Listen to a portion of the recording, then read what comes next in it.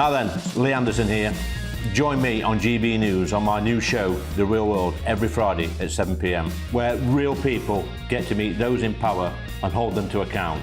Every week, we'll be hearing your views from up and down the country in the real world. Join me at 7 on GB News, Britain's news channel.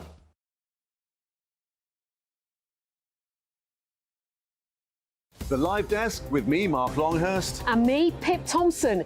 It's here Monday to Friday on GB News. From midday, we'll bring you the news as it breaks, whenever it's happening and wherever it's happening, from across the UK and around the world. Refreshing, feisty, but with a bit of fun too. If it matters to you, we'll have it covered on TV, radio and online. Join the Live Desk on GB News. What you get for breakfast is something that, if we do our jobs right, you will wake up to news that you didn't know the night before. It's a conversation. It's not just me and Eamon. We want to get to know you, and we want you to get to know us. From 6, it's Breakfast with Eamon and Isabel. Monday to Thursdays on GB News, Britain's news channel. Westminster is going around in ever-decreasing circles, followed by the media. Britain is broken. How on earth did we get into this mess? But more importantly, how do we get out of it? Join me at 7 p.m, Monday to Thursdays on Farage, here on GB News. We will have open, rational debate. We've got to work out how Britain moves forward from this. Join us here on GB News, the People's Channel. Britain is watching.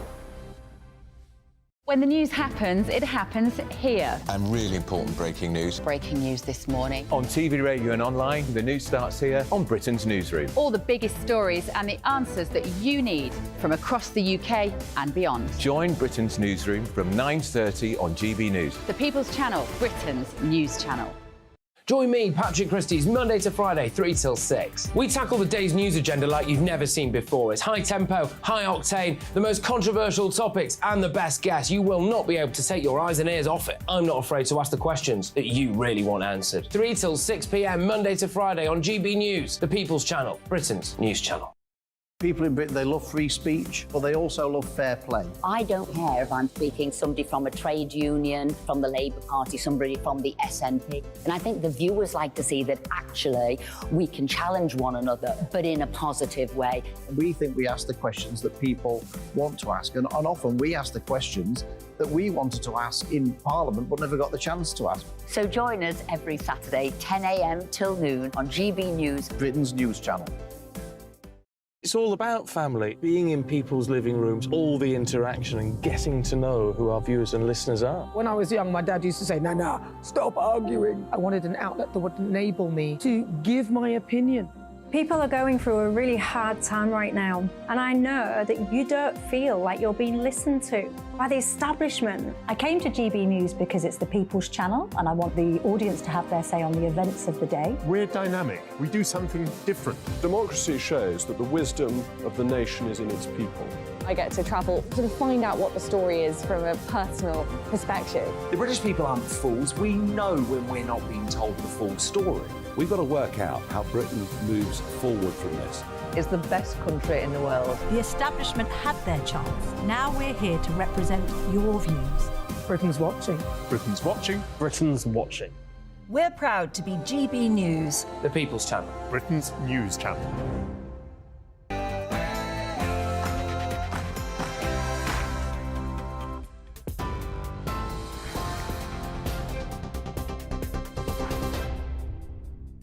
Hi there, it's 7 o'clock. I'm Aaron Armstrong in the GB Newsroom. The government is facing renewed criticism of its immigration strategy after 6 migrants died when their vessel sank off the French coast yesterday. A total of 509 people crossed the English Channel in 10 small boats on Saturday, bringing the total for the year to more than 16,500. Campaign groups have described it as an appalling and preventable tragedy. It is also a further setback for the government's Stop the Boats pledge, which is one of Prime Minister Rishi Sunak's 5 key policies. People in Scotland and Wales could soon be able to access NHS treatment in England. Health Secretary Steve Barclay's invited his Welsh and Scottish counterparts to discuss different approaches that could be taken to tackle the backlog. More than 73,000 people in Wales and more than 21,000 people in Scotland have been waiting for more than a year for treatment. Pubs in England and Wales will be allowed to continue selling takeaway pints after the government decided to keep COVID licensing rules. They were due to expire in September, but it's understood the Prime Minister's listened to the industry loud and clear, as first reported in The Sun. Pubs were allowed to sell alcohol through a hatch during the pandemic, and the move is set to help the hospitality sector boost its sales to recover from the pandemic. Relatives of those who died in the Omagh bombing 25 years ago have held a special service to mark the anniversary. 29 people, including a pregnant woman with twins, died in the car bomb attack by the real IRA.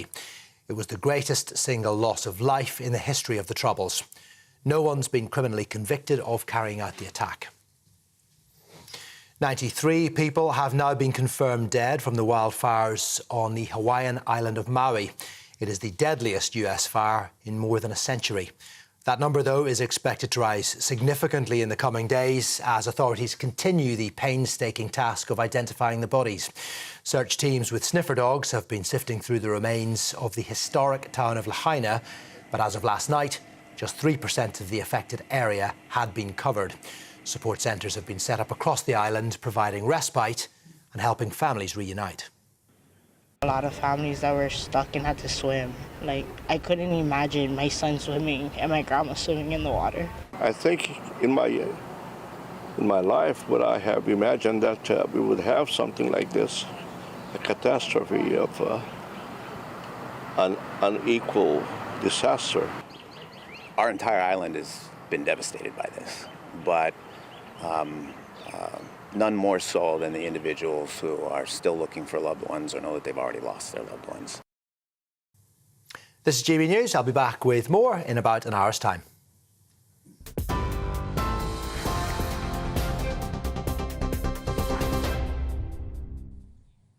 The mother of an autistic teenager arrested for hate speech is set to sue the West Yorkshire Police. A Tudor warship is subject to reinterpretation through a queer lens. And a lesbian speed dating event is cancelled because it refuses to admit men. This is Free Speech Nation.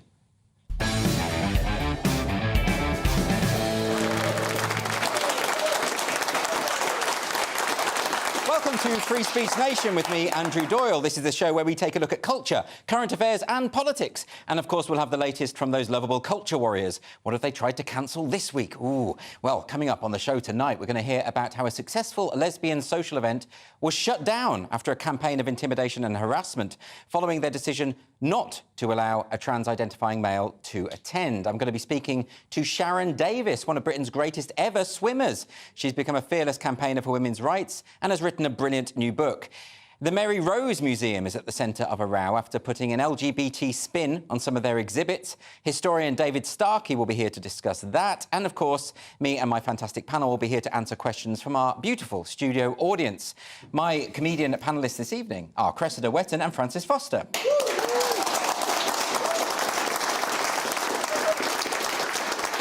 Both this week. Yeah, Are you happy? very well. You very full of joy? well. Full of joy, Francis? Yeah, indeed, mate. Yeah. Delighted to be here. Wow. Yeah, it sounds so insincere when you say it. Thanks, mate. It's just something to do with your accent. I don't know what it is anyway. But look, we're going to get into the audience because we've got such a lovely big crowd here today. We're going to start with Joel. Joel, what's your question? Hello, Andrew. Should the police be arresting autistic children? Yeah, this has been the big story of the week, really, and you'll have seen the viral video that went online where there's police officers. Well, one police officer heard, apparently, this autistic teenager, 16-year-old, referred to her as looking like her lesbian nana.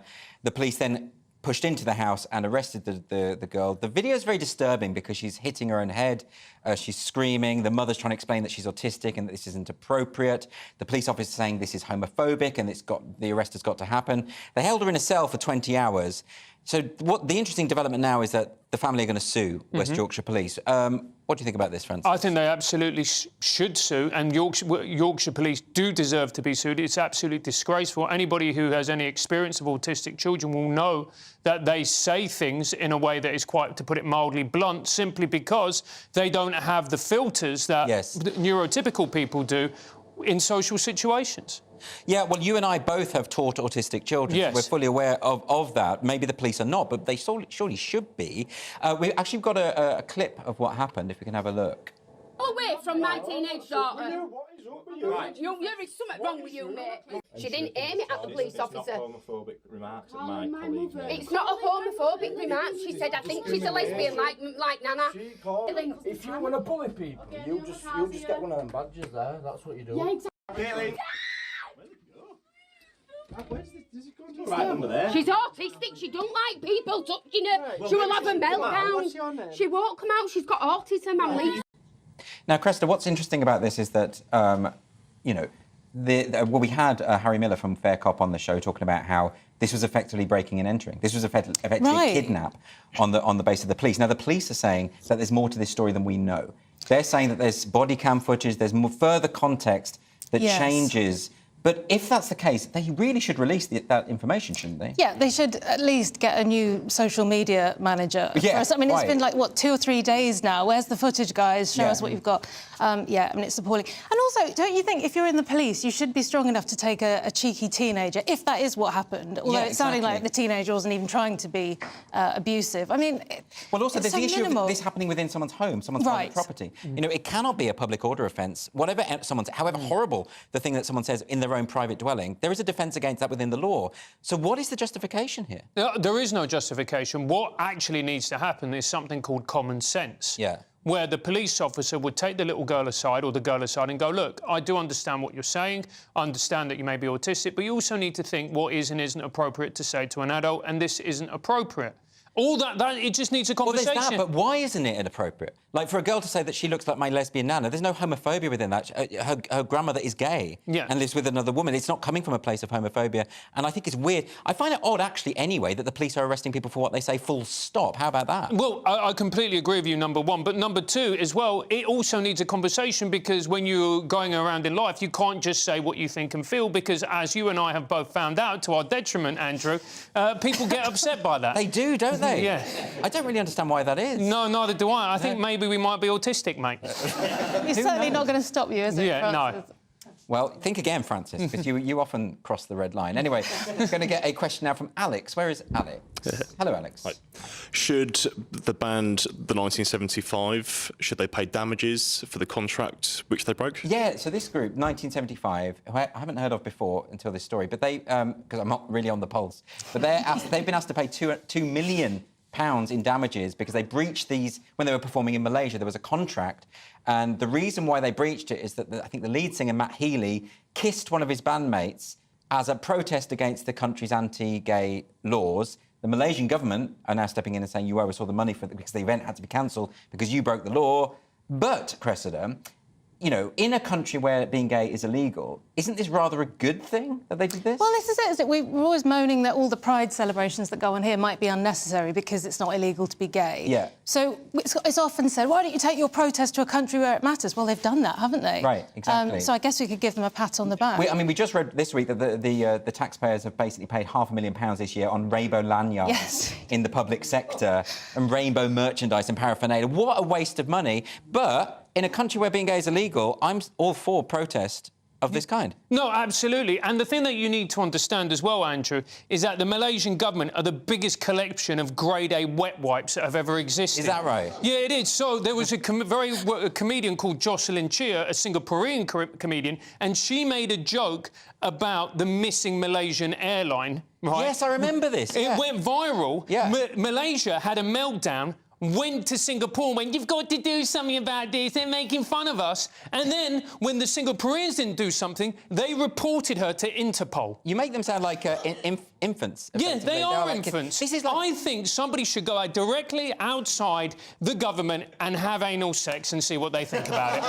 That needs to happen. That's the only way freedom is going to be allowed. Francis, family show, so let's kind of dial that kind of talk down. But that happens in families. I think the issue here, though, is very much that they did something which I thought was quite an interesting protest. I spent a lot of time in Cornwall, sorry. No one... Oh, as a West Country country person. Now you two I don't want a row to break out here. This is what we were talking about. You say too much. No. You need a filter, Francis. You need a filter. I'm neurodivergent, not my fault. By the way, no, this is interesting about the nature of the Malaysian government being basically quite tyrannical when it comes to these ideas. You know, it's the same with President Erdogan of Turkey. He can't take a joke. When that German satirist made that joke about him having sexual congress with a goat, he tried to get that person extradited from Germany, and Angela Merkel almost said yes.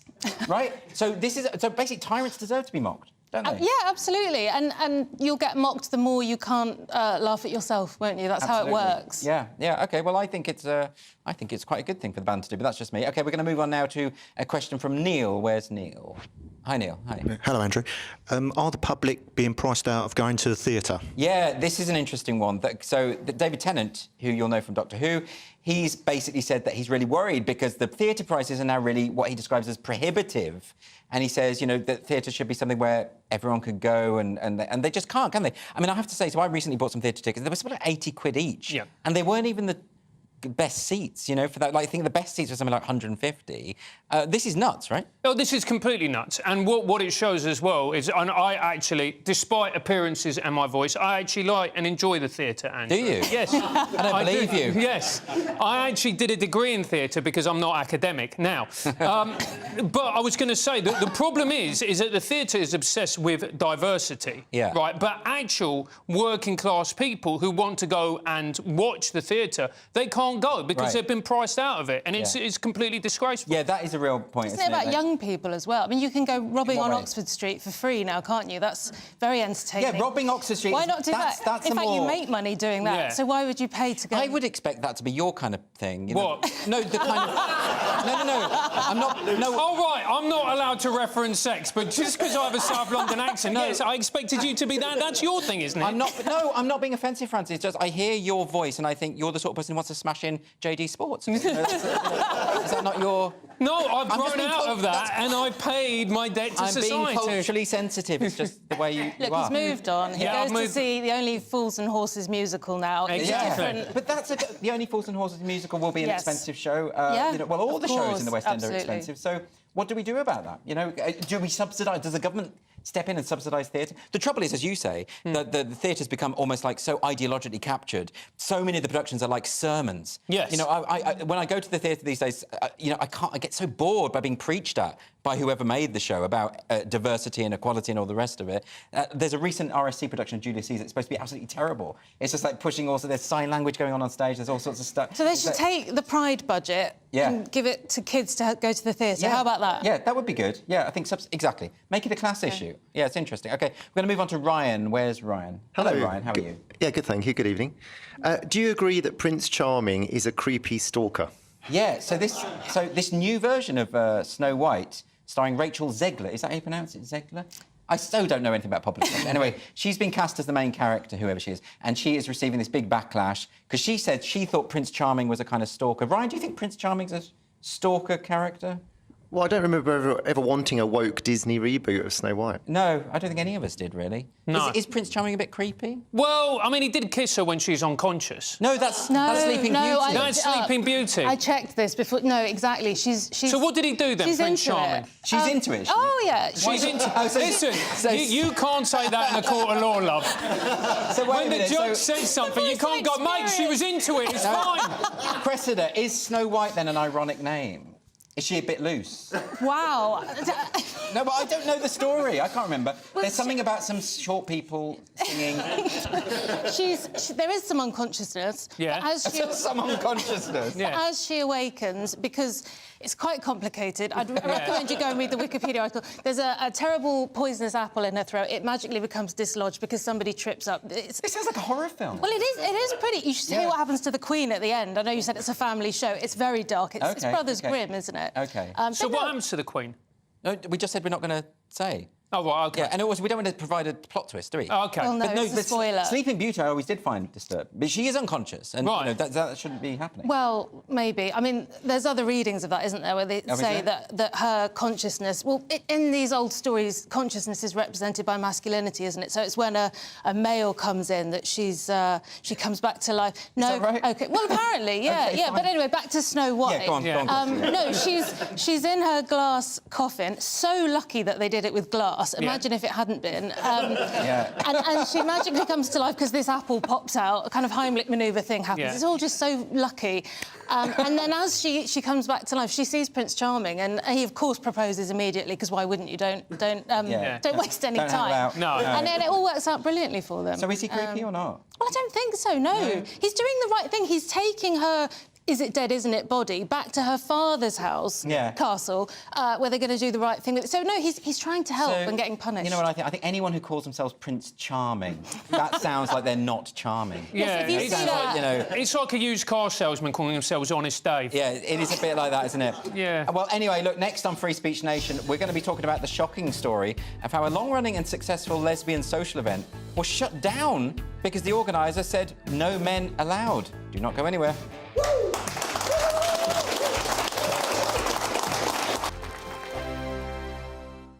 What you get for breakfast is something that, if we do our jobs right, you will wake up to news that you didn't know the night before. It's a conversation. It's not just me and Eamon. We want to get to know you, and we want you to get to know us. From 6, it's Breakfast with Eamon and Isabel. Monday to Thursdays on GB News, Britain's news channel. Westminster is going around in ever-decreasing circles, followed by the media. Britain is broken. How on earth did we get into this mess? But more importantly, how do we get out of it? Join me at 7 p.m, Monday to Thursdays on Farage, here on GB News. We will have open, rational debate. We've got to work out how Britain moves forward from this. Join us here on GB News, the People's Channel. Britain is watching.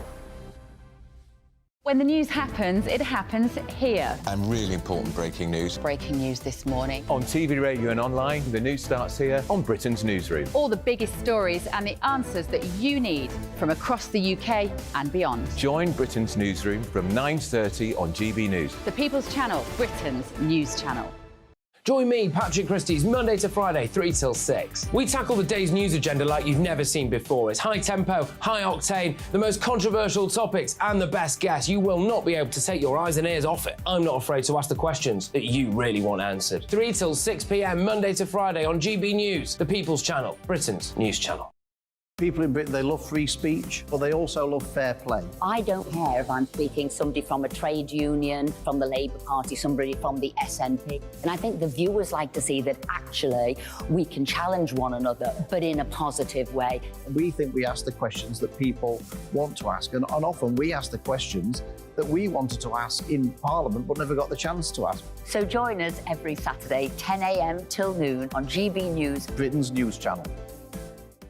It's all about family, being in people's living rooms, all the interaction and getting to know who our viewers and listeners are. When I was young, my dad used to say, "No, stop arguing." I wanted an outlet that would enable me to give my opinion. People are going through a really hard time right now, and I know that you don't feel like you're being listened to by the establishment. I came to GB News because it's the People's Channel, and I want the audience to have their say on the events of the day. We're dynamic. We do something different. Democracy shows that the wisdom of the nation is in its people. I get to travel to find out what the story is from a personal perspective. The British people aren't fools. We know when we're not being told the full story. We've got to work out how Britain moves forward from this. It's the best country in the world. The establishment had their chance. Now we're here to represent your views. Britain's watching. Britain's watching. Britain's watching. We're proud to be GB News, the People's Channel, Britain's news channel.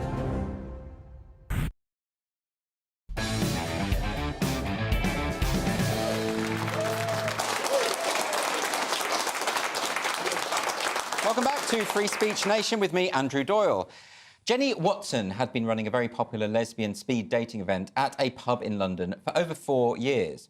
Recently, a male who identifies as a trans woman and as a lesbian approached Jenny and asked to attend. She politely refused, explaining that this was a social event for women. Since then, Jenny has been subject to threats and intimidation, and the new manager of the pub has seemingly colluded with trans activists to get the event shut down. I'm joined now by Jenny Watson herself and also Kate Barker, the CEO at the LGB Alliance. Welcome both. Thank you. So, Jenny, I want to ask you first about the event itself, the speed dating event. Yeah. Why did you set it up? What's the event about?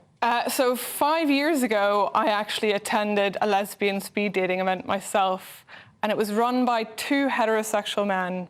And I find this a bit strange, so I did a bit of digging online, and I noticed that there wasn't a dedicated lesbian organisation. Yes. So I thought, if it doesn't exist, I'll create it myself. Absolutely. And then for the first event, I thought, no one's going to turn up. Yeah. But actually, we sold all the tickets, and it was a great night. And then from that point forward, it was... Absolutely. Yeah. And you ran it for 4 years. 4.5 years, almost 5. Yeah. Yeah. And I imagine you ran it better than heterosexual men would. Yeah. So now we were in this situation where all of a sudden you're told by the venue, the College Arms, where you've been hosting this event for almost 5 years, suddenly, no, you can't anymore. Yeah. Now, this came about because a trans-identified male who calls himself a lesbian approached you, actually turned up to one of the speed dating events. What happened there? So there was some inappropriate conduct in the toilets. He was getting very close to one woman in particular. There was some touching involved. Right. And I spoke with him, and he wasn't very happy about that. And it all. And am I right thinking you said that this is a women-only event? Yeah. Now, I understand, Kate. Of course, this individual identifies as female, identifies as a lesbian, but is clearly male. I think we actually have an image, blurred out image of the individual in question. I don't know if we can show that. If we can, we'll have a look.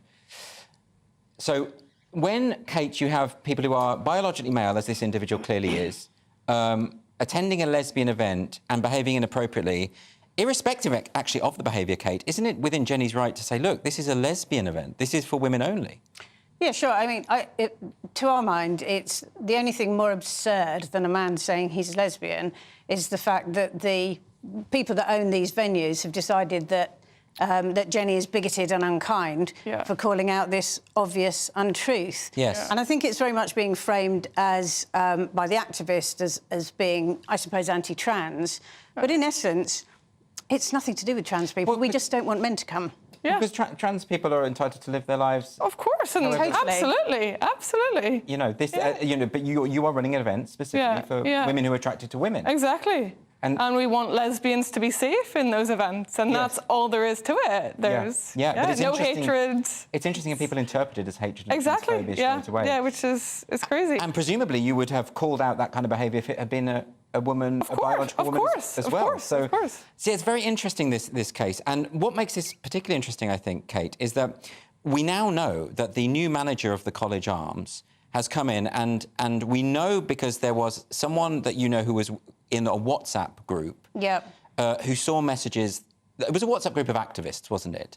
And this manager entered the WhatsApp chat to explain to the activists that he had let's say, some spicy views about this event and wanted it to stop. Is that right? Absolutely. I mean, far too spicy, probably, most of them to say here. But it's really interesting because it's so difficult anyway for people like Jenny to set up an event like this in the face of so much real hostility from people, and then to find out, as we did, that somebody from the organisation that actually owns the pub is in that group, making it their mission to shut down an event held in by their own employer. So it's a really, really peculiar situation, and even more frightening when you know that it's behind the scenes this is happening. So the manager of the pub is saying that this is a purely business decision, saying that that's why he wants this shut down, that it's not successful enough. Yeah. What do you make of that? Well, he's saying that now. Yeah, but the WhatsApp messages don't show that at all. Well, we do have some of those. So you can have a look at one of the WhatsApp messages. So here this is a message he sent to the other trans activists. I'm not actually in the venue yet, so my power is limited, but I'll be seeing the area manager today and can make it clear I want their bookings cancelled. Hopefully he'll do it for me. In the other group, when I was made aware of this, I've been discussing maybe replacing it with an in-house set of speed dating nights with inclusivity. at its heart. And if we want to know what this manager's attitude to... we do have other messages, and he refers to effing TERFs. Yeah, I mean, a turfy asshole, I think I am, yeah. We do have to apologise for the language there. We're not allowed to say that before the watershed, but yes, Pardon me. effing turfy a-hole. Yeah. So, in other words, very colourful language that is used against women who wish to gather with other women. Yeah, that's for the all there purposes is of to dating. it. There's no hatred. It's... Yes.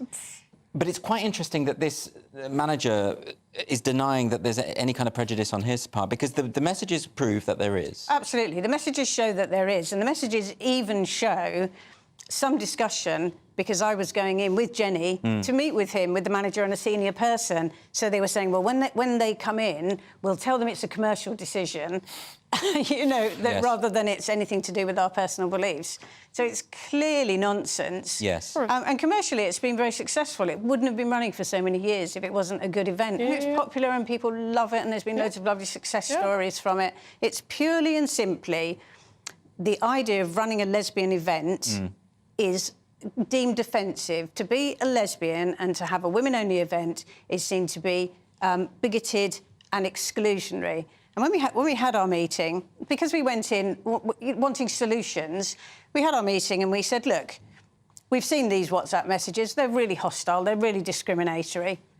But how can we move forward? So why don't we keep the lesbian event, and why not have a trans event as well? Exactly. Right. Yeah. They rejected that because they said that he rejected that. He said he couldn't have an event in his pub which excluded anybody. And when pressed on that, I said, this is a lesbian event. Do you mean you could not exclude men from it?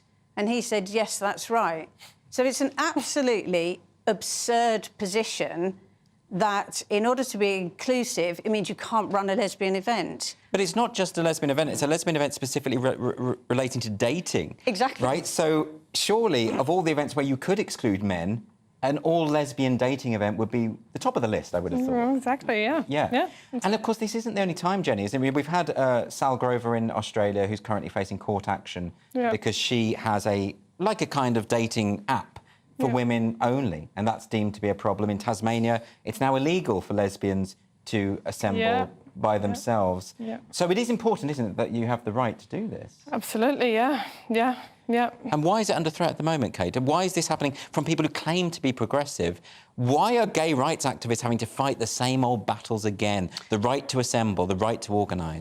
It's so frustrating. And I think what it is that institutions and businesses somehow feel vaguely that if a trans-identified male wants something, then he must have it because something, the Equality Act. And they're not quite sure what that fuzzy bit in the middle is, but somehow they feel that's kind of the way it should work.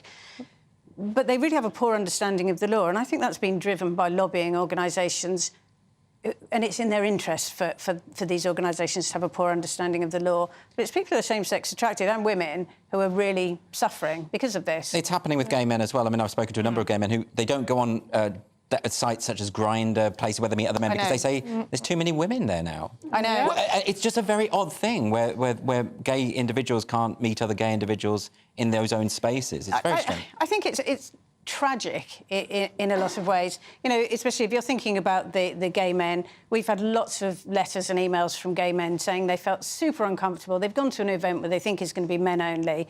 And there are some women there who identify as gay men. So the men feel horribly awkward and uncomfortable navigating this unpleasant situation.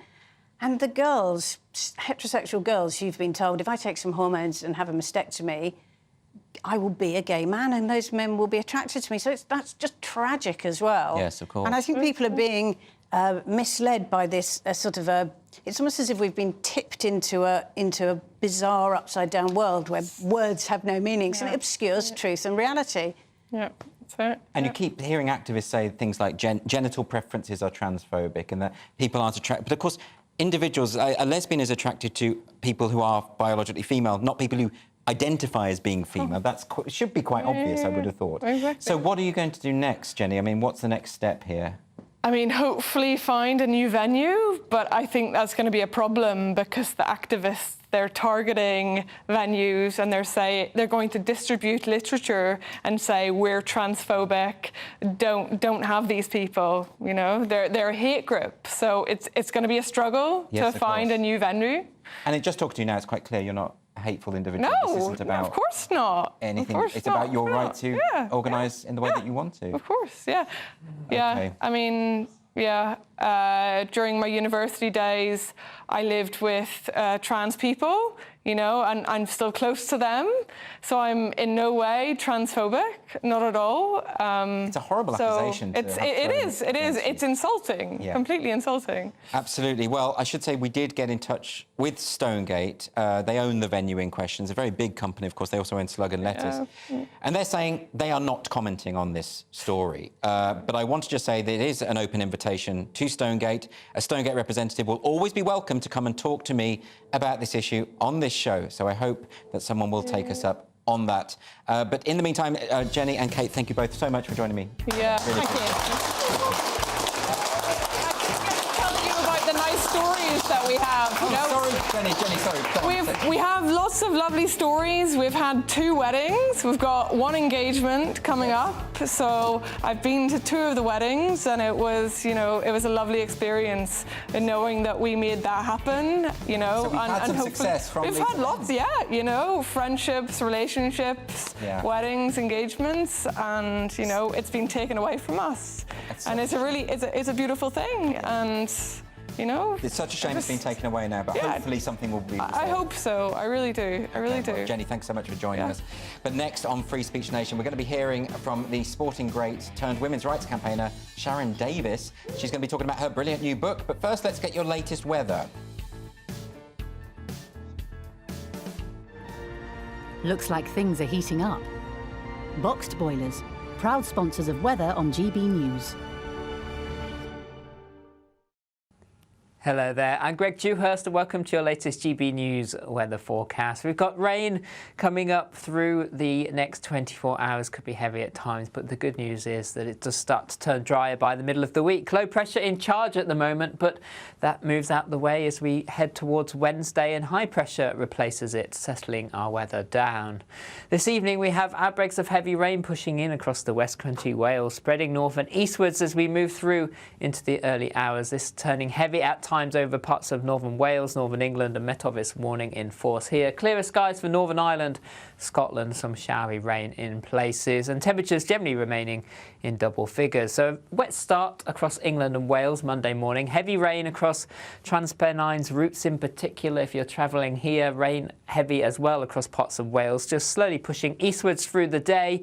Sunshine and showers for Northern Ireland and Scotland. Again, some of these heavy at times too. And temperatures generally the high teens to low 20s. Quite a muggy feel where we do see any sunshine across central and western parts of England and Wales later.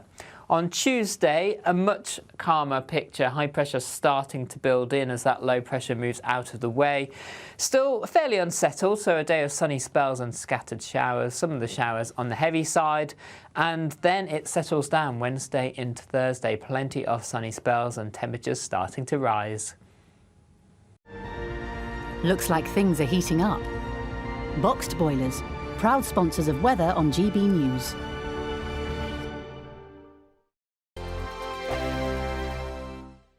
The Live Desk with me, Mark Longhurst. And me, Pip Thompson. It's here Monday to Friday on GB News. From midday, we'll bring you the news as it breaks, whenever it's happening and wherever it's happening, from across the UK and around the world. Refreshing, feisty, but with a bit of fun too. If it matters to you, we'll have it covered on TV, radio and online. Join the Live Desk on GB News, the People's Channel, Britain's news channel. So Jubes & Co, we tackle the issues of the day with real robust debate, both sides of the fence, battling it out with me in the middle with my forthright opinions and views. And often really interesting things happen because you start with a position and then by the end of the debate you find actually, well, I might not have thought about that one. What we need in this country is 2 new political parties. You should maybe think about doing a 2024 calendar. I'm Michelle Dewberry and I'm keeping you company right through until 7 o'clock this evening. GB News, the People's Channel, Britain's watching. Monday to Thursday, 9 p.m. till 11 p.m. Join me, Dan Wootton. I'll bring you the sharpest takes and hottest debates. Do you not believe in prison? I don't believe in prisons. I'm completely stunned. I guarantee you there'll be no spin, no bias, no censorship. I actually was personally quite offended by it. And no reason to go to bed. So I guess they've always been quite woke. That's Dan Wootton tonight on TV, radio and online. Monday to Thursday from 9 p.m. till 11 p.m. on GB News. The People's Channel, Britain's news channel. In a world of dull and predictable radio and TV shows. Oh, hi. On Mark Dolan tonight, we've got big guests. We drill into the big stories of the day. The show adds up to a brilliant listening and viewing experience. Mark Dolan Tonight is the most entertaining current affairs show ever, and that's a fact. That's Mark Dolan Tonight, Friday, Saturday and Sunday from 9. Only on GB News, Britain's news channel.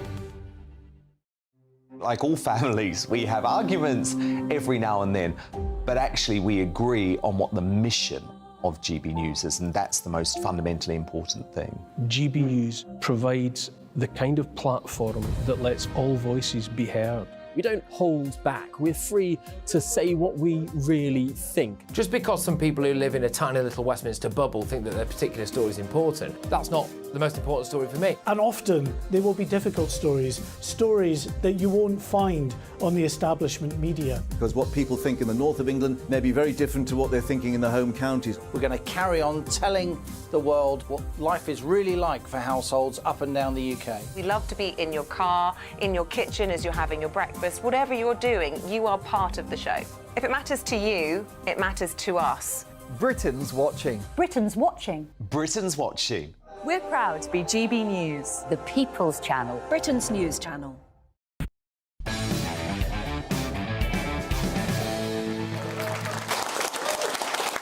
Welcome back to Free Speech Nation with me, Andrew Doyle.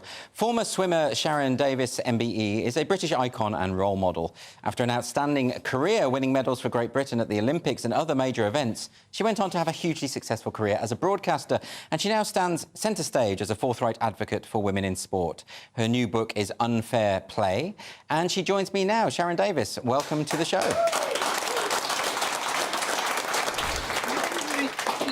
So, Sharon, tell me about your book. Hello. Tell me about your book. Why have you written this book and what is it about? Well, it's about the battle for women's sport, and it's not just about the battle we have right now. It's about the battle that we've always had. Even Kutubitan, who set up the modern Olympic Games, didn't want women in the Olympics. So it's all these years of battling, and still we have nowhere near parity. Of course we don't. We're working on it. We're getting better. But, for example, in the UK, there's 1,000 women that earn their living from sport. There's 11,000 men. And in American advertising terms, and the UK is pretty similar, women get 1% of the US sponsorship dollar in the States from sport and 4% of the airtime. So we have this tiny piece of the cake already, and now we're supposed to move over for mediocre male athletes who identify as being female. And my issue is nothing to do with not wanting them involved in sport. I want everyone involved in sport. I spent my whole life promoting sport and wanting people to be sporty and fit and healthy. However, I really believe that females are worthy of fair sport just the same as males, and they should have their own spaces. And, of course, Sharon, you've had direct experience of the unfairness that comes about from drug-enhanced participation in sport. So do you want to tell us a bit about that? Yeah, I mean, that's probably the biggest reason why I'm so outspoken. For 20 years, my generation, and in fact the generation afterwards as well, had to compete against East Germans that were filled full of synthetic testosterone during the 70s and the 80s. And for 20 years, the IOC did absolutely nothing to stop this, to the extent where they totally and utterly dominated women's sport in swimming, rowing, track and field in particular. I mean, swimming, the dominance was so ridiculous. They took 92% of all the women's medals during that period at the European Championships. At my Olympics, they had 6 podiums, 1, 2, 3, where they won practically no medals in the men's whatsoever. And they would have, female athletes that would turn up at competitions that we'd never seen before, that would break a world record and we'd never see again. So it was so obvious it was ridiculous, and nothing was done. And so I had friends that came forth behind 3 East Germans whose whole lives would have been different if they'd been Olympic champions. And I just could not sit back and watch the same thing potentially happen all over again. And in elite sport, of course, you know, those few seconds here and there that people train endlessly to shave off their time, that makes all the difference, doesn't it? It's really, really important for athletes. Yeah, absolutely. I mean, we win Olympic titles by hundredths of a centimetre the length of your fingernails, and we're training, 5-6 hours a day for 10, 12 years of our lives for that. And it's so insulting to say that women should just train harder. I was doing all those years ago, 6 hours a day. I was training as hard, if not harder, than anyone I was in the pool with. When I was 11, I fell out of a tree and broke both my arms. They were in plasters for 3 months. My dad just wrapped them in plastic bags, and I carried on and I trained. So, wow. We worked very, very hard. It was extremely frustrating. I mean, we are different. We're made differently. Females and males are made to do different things. Small gamete, large gamete. There's no human in history ever that's had both. The human hermaphrodite does not exist. Even athletes that are DSD, which is the insulting term intersex is constantly used by trans activists, some form of gotcha, are still male and female. So, I would like to see sex screening come back again, which was removed by the IOC, even though 98% of females said they wanted to carry on. Do you think, though, that things are improving insofar as when we saw Leah Thomas, the swimmer, a trans-identified male who decided to compete against women, suddenly towering over these other women on the podium, that image, I think, woke up a lot of people to the problem, didn't it? Yeah, and that was what I was trying to avoid in a way. I was trying to stop there having to be a Leah Thomas in every single sport before people went, oh, guess what? Males are stronger than females. We have every single record ever set from the last 100 years to show that there's a difference of between 10 to 30% in Olympic sport. So 30% being explosive events like weightlifting, 10% being things like middle distance running, and swimming is usually about 11 and 12%. And that stayed pretty much the same the whole time. The only glitch where there was a little glitch where that got a little bit closer was during that East German era, surprise, surprise. And now that's gone back to the same again. It's gone back to 11, 12%. So, Michael Phelps was not beating his rivals by 11%. He was beating them by less than 1%. And he now holds no world records whatsoever, which is another gotcha. And that last world record went by a 6-foot Frenchman who's about half his size. So males and females are just built extremely differently, and we have to be able to use the equipment that we've got. And every piece of study we've got the world over shows that we can't remove male puberty advantage.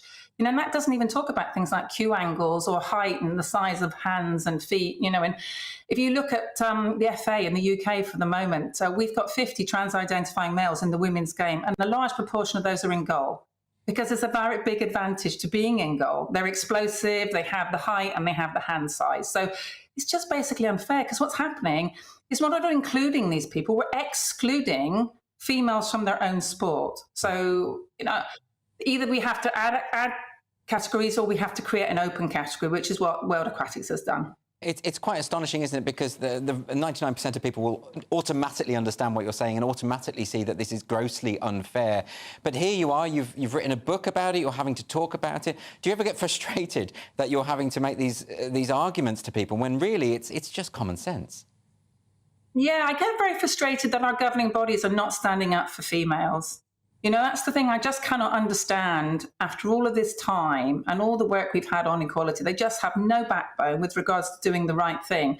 So if they poll their members, we get huge support. So for recently, British Rowing polled their members eventually after a lot of cajoling and a lot of trying to get them to do that for many years. And 80% of their members came back and said, no, we want fair sport. You need to prioritise fair sport. And then we need to find ways to be inclusive. Everybody wants to be inclusive, but they want fair first. They want safety. In contact sports is absolutely vital, or a young female's going to lose their life potentially, or certainly end up in a wheelchair or something horrendous with a contact sport like rugby. Then we need to have fairness, and then we need to find ways to be inclusive. And we can be inclusive. I was listening to your conversation earlier, and we have other issues as well. We have, for example, Leah Thomas, a 6'4" male with full male genitalia who for months forces girls to change next to them, having announced that they were a lesbian, and these girls were then instructed to go to see psychologists when they had a problem with this. And then when they said they had a problem together, they were then told they would be struck off the team. So to me, that's a form of abuse, to make a young teenage girl change next to a 6'4" male for months on end. Yeah, it's a very serious issue. Well, your book is called Unfair Play. It's out now, available for people to buy. Sharon Davis, thank you ever so much for joining us today on the show.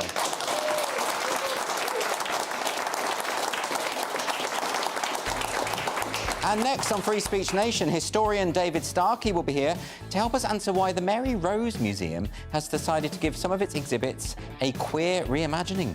See you soon.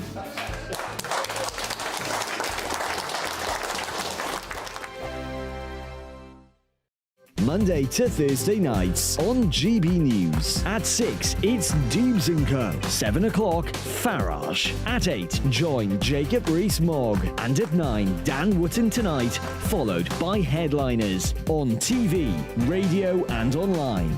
This is GB News. Now then, Lee Anderson here. Join me on GB News on my show, The Real World, every Friday at 7 p.m. I'm not eating bloody cat. Are you Delicious. mental? Open your mouth. OK, here comes a train. Reminds me of the scene in Singing in the Rain. Adam, is that a good one? Whoa! Join me at 7 on GB News, Britain's news channel. Join me, Camilla Tominey, on Sunday mornings from 9:30, taking the politicians to task and breaking out of SW1 to see how their decisions are affecting you across the UK. Bursting the Westminster bubble every Sunday morning, only on GB News, the People's Channel. Britain's watching.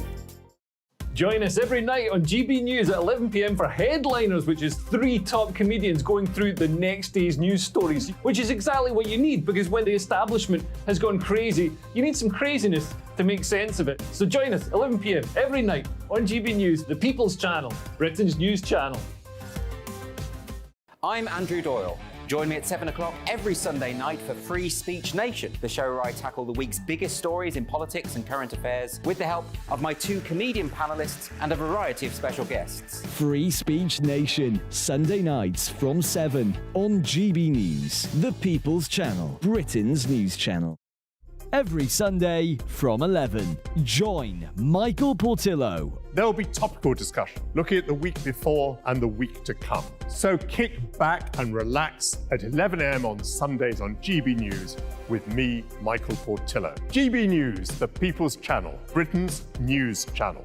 I joined GB News because I was sick and tired of not hearing my views being represented, not just mine, but so many people that I knew and spoke to. I just couldn't get my voice out there. I couldn't say anything. I couldn't do anything. Whatever the narrative was, I kind of had to follow it. GB News is there to provide a voice for those who have been ignored by the establishment media. We think different things, we've got a different style. GB News is here to be optimistic and positive about the future. It's real kind of dynamic and flowing, with the audience very much at the heart of it, like a big family. Here at GB News, we talk about the things that matter to you. Hearing the voices from right across our towns and cities, especially our towns. All sides of the argument represented with a heavy dose of opinion. We're on a mission here to make a difference. And the GB News family really is here for you, and whatever time of day you can watch or listen. Britain's watching. Britain's watching. We're proud to be GB News, the People's Channel, Britain's news channel.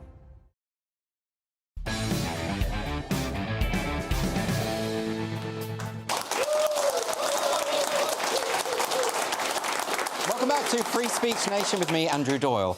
Curators at the Mary Rose Museum have attracted criticism this week after a blog post appeared on the museum's website entitled Queering the Mary Rose's Collection. A selection of items which were found on the famous Tudor warship have been given speculative LGBT reimaginings, which has led to much mockery.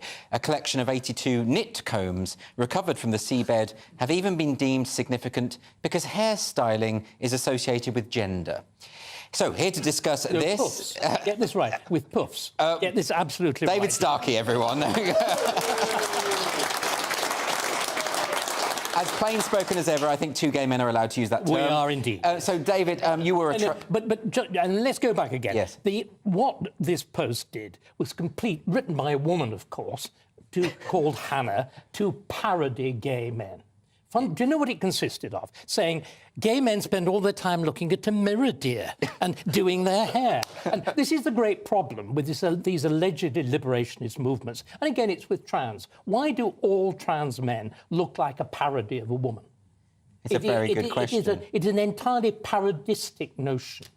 Well, I mean, certainly some of the prominent activists certainly seem that way. There are some trans people who completely want to live their lives and pass as the other sex and just be left alone. And then you've got the militant activists who always seem to adopt extreme grotesque stereotypes for some reason, which is... I don't think it's an accident. I think again, it's one of the things that makes it so ultimately damaging. It's a parody. It's also something going on in people's heads. The whole of the woke movement is a triumph of language over reality. I always say trans is very closely related to transubstantiation. What happens in the High Catholic Church, the notion that a priest pronounces a magic word, hoc est corpus, and you know what? Suddenly the bread becomes flesh and the wine becomes blood. It's mystical, it's nonsense, sublime mysticism and nonsense. So how does a museum do this? Well, I was going to ask you about that because, I mean, how the Mary Rose, it's such a wonderful thing to go to see. And then you've got this blog sort of, which actually does not elucidate anything about the history. On the contrary, what it does, it's a personal riff. Hannah is doing a personal riff. She is saying, these objects speak to me now in the 21st century. Yes. Of course, this is... And the tragic thing is, you know, she's actually doing... I mean, I've got a lot of skin in this game. I used to be the historian trustee of the Mary Rose. The course that she's doing at Royal Holloway, public history, that's history in the marketplace, not history in the academic world.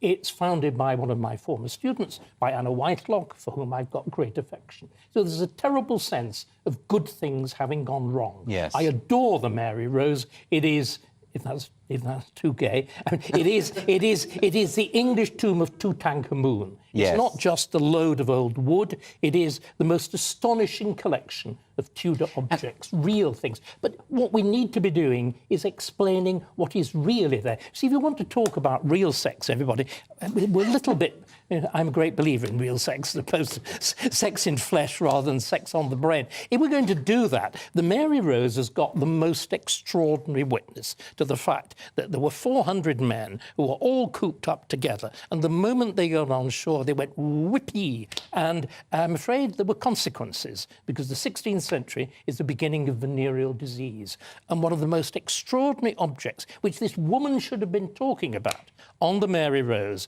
and can we see it now, the famous syringe, because extraordinary things survive on the Mary Rose. The complete instrument chest of a barber surgeon. And, in other words, the medic on the Mary Rose. We've even got his skull cap, his velvet skull cap, all there, and all the equipment, the same way the master carpenter, and many of the tools are the same, of course. The saws and the drills are pretty much interchangeable between the surgeon. Where does that syringe go? Let me... No. Well, I'm just building... Come on. Yeah. I'm building up to this gently. Time is limited, though. It's got this perfect beaked end, and we found a little drop of mercury inside it, and it fits into the urethra of the penis. Every man who goes by and she wanted to talk about sex. She could have then really sort of found out from that mercury, venereal disease. She wanted to talk about Henry VIII and legislation under Henry VIII. The evidence of the use of mercury in the Tudor Navy, in other words, bluntly for the lowest of the low, it shows that Henry VIII did not have venereal disease, because we've actually got his complete, not his medical record, but his pharmaceutical record, the record of all the drugs administered to him, and he wasn't given mercury. Ergo, he doesn't have venereal disease. It's an osteomyelitic ulcer. See, that's what you do. Unlike the poor sailors on the Mary Rose. Unlike the poor who were riddled. Who were riddled absolutely riddled. But at least they'd had a bit of fun. Absolutely. But you're right, there's so much exciting and fascinating aspects about the artefacts that were found on the Mary Rose. So to sort of impose these kind of very ephemeral, voguish ideas, it's boring, actually. It's boring. It's patronising. Again, you know, one of the things that might be good about woke, it emphasises we should treat different cultures according to their own values. Right. Then we need to... The past is the most different culture of all, and instead we treat the past simply as an opportunity to show virtue or to show we are better than they are. And it is the silliest idea of the world to apologise for something in which everybody doing it, both the victim and the victor, is dead. What can possibly be done? Who can possibly gain? Absolutely. David Starkey, really, I wish we had more time, but thanks so much for joining me today. A pleasure. And that is all for our first hour on Free Speech Nation. Please don't go anywhere. We've got an awful lot more to get through. We're going to be reviewing current cultural news and arts affairs with the historian David Oldroyd Bolt. We also have details of a Mexican former congressman who has been convicted of gender-based political violence for posting a tweet in which he allegedly misgendered a trans individual. We're going to also have some fantastic questions from our wonderful studio audience, so please do not go anywhere. The temperature's rising. Boxed Solar, proud sponsors of weather on GB News. Hello there, I'm Greg Dewhurst and welcome to your latest GB News weather forecast. We've got rain coming up through the next 24 hours, could be heavy at times, but the good news is that it does start to turn drier by the middle of the week. Low pressure in charge at the moment, but that moves out the way as we head towards Wednesday and high pressure replaces it, settling our weather down. This evening we have outbreaks of heavy rain pushing in across the West Country, Wales, spreading north and eastwards as we move through into the early hours. This turning heavy at times over parts of northern Wales, northern England, and Met Office warning in force here. Clearer skies for Northern Ireland, Scotland, some showery rain in places, and temperatures generally remaining in double figures. So wet start across England and Wales Monday morning. Heavy rain across Transpennines routes in particular if you're travelling here. Rain heavy as well across parts of Wales, just slowly pushing eastwards through the day. Sunshine and showers for Northern Ireland and Scotland. Again, some of these heavy at times too. And temperatures generally the high teens to low 20s, quite a muggy feel where we do see any sunshine across central and western parts of England and Wales later. On Tuesday, a much calmer picture, high pressure starting to build in as that low pressure moves out of the way. Still fairly unsettled, so a day of sunny spells and scattered showers, some of the showers on the heavy side, and then it settles down Wednesday into Thursday. Plenty of sunny spells and temperatures starting to rise. The temperature's rising. Boxed Solar, proud sponsors of weather on GB News.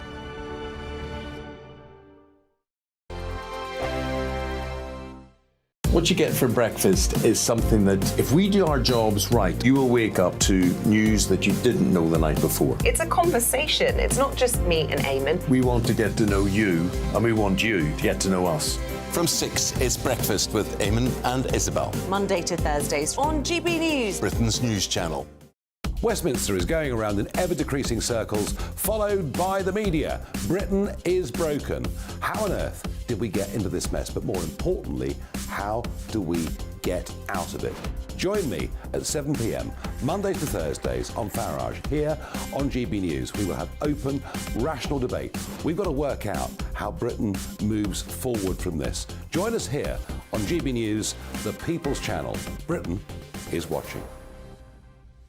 When the news happens, it happens here. And really important breaking news. Breaking news this morning. On TV, radio and online, the news starts here on Britain's Newsroom. All the biggest stories and the answers that you need from across the UK and beyond. Join Britain's Newsroom from 9:30 on GB News. The People's Channel, Britain's news channel.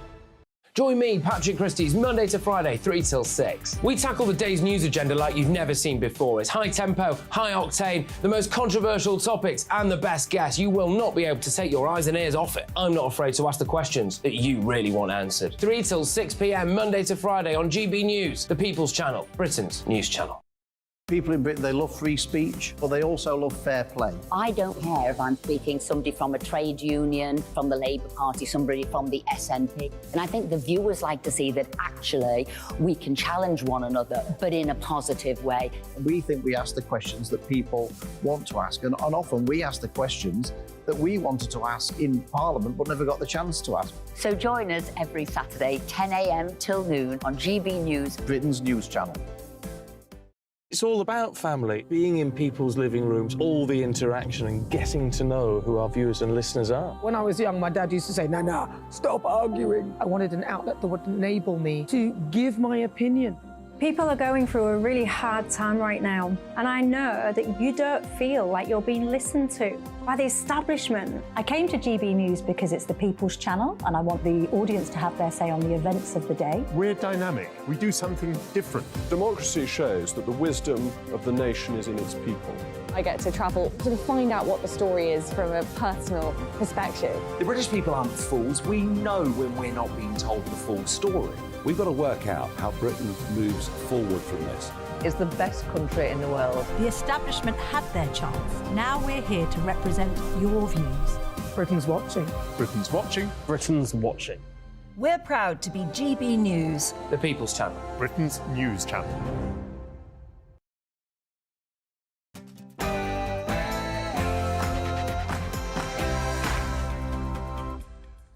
There's plenty more still to come on Free Speech Nation this week, including some more questions from this fantastic studio audience. But let's get a news update first from Aaron Armstrong.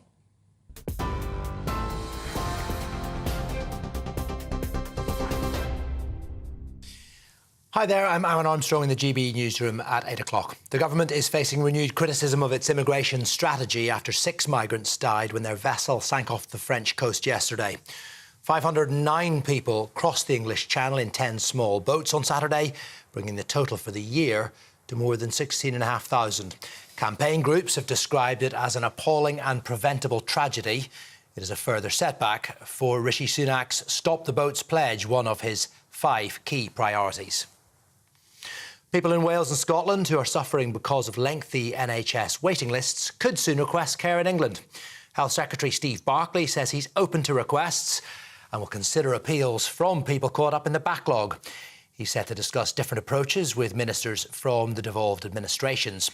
More than 73,000 people in Wales have been waiting for treatment for more than a year. Around 21,500 in Scotland have been waiting for the same amount of time for an initial appointment.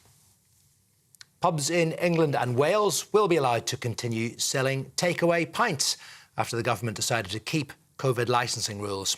They were due to expire in September, but it's understood the Prime Minister has listened to the industry loud and clear, according to a report in The Sun.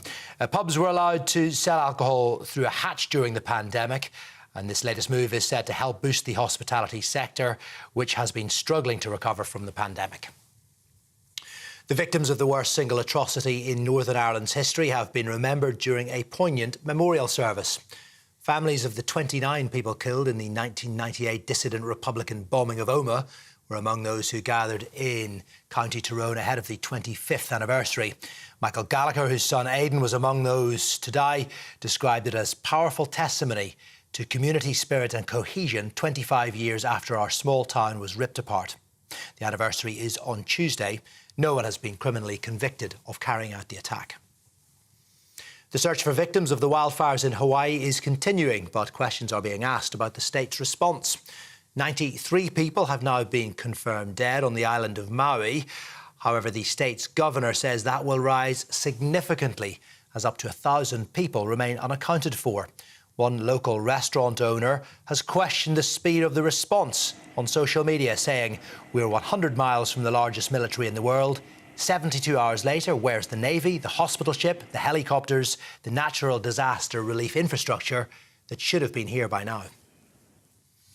And stargazers were out in their droves last night as the annual summer Perseid meteor shower reached its peak. Some fragments, some the size of grains of sand, hit the atmosphere and exploded. They're travelling at around 130,000 miles per hour, and that lit up the sky. Of course, it depended where you were in the country as to how well you could see it, but it's considered one of the best of the year because of the shooting stars at one of the most active times. They will continue until the 24th of this month. Well, this is GB News on TV, on radio and on your smart speaker too. But now it's back to Free Speech Nation.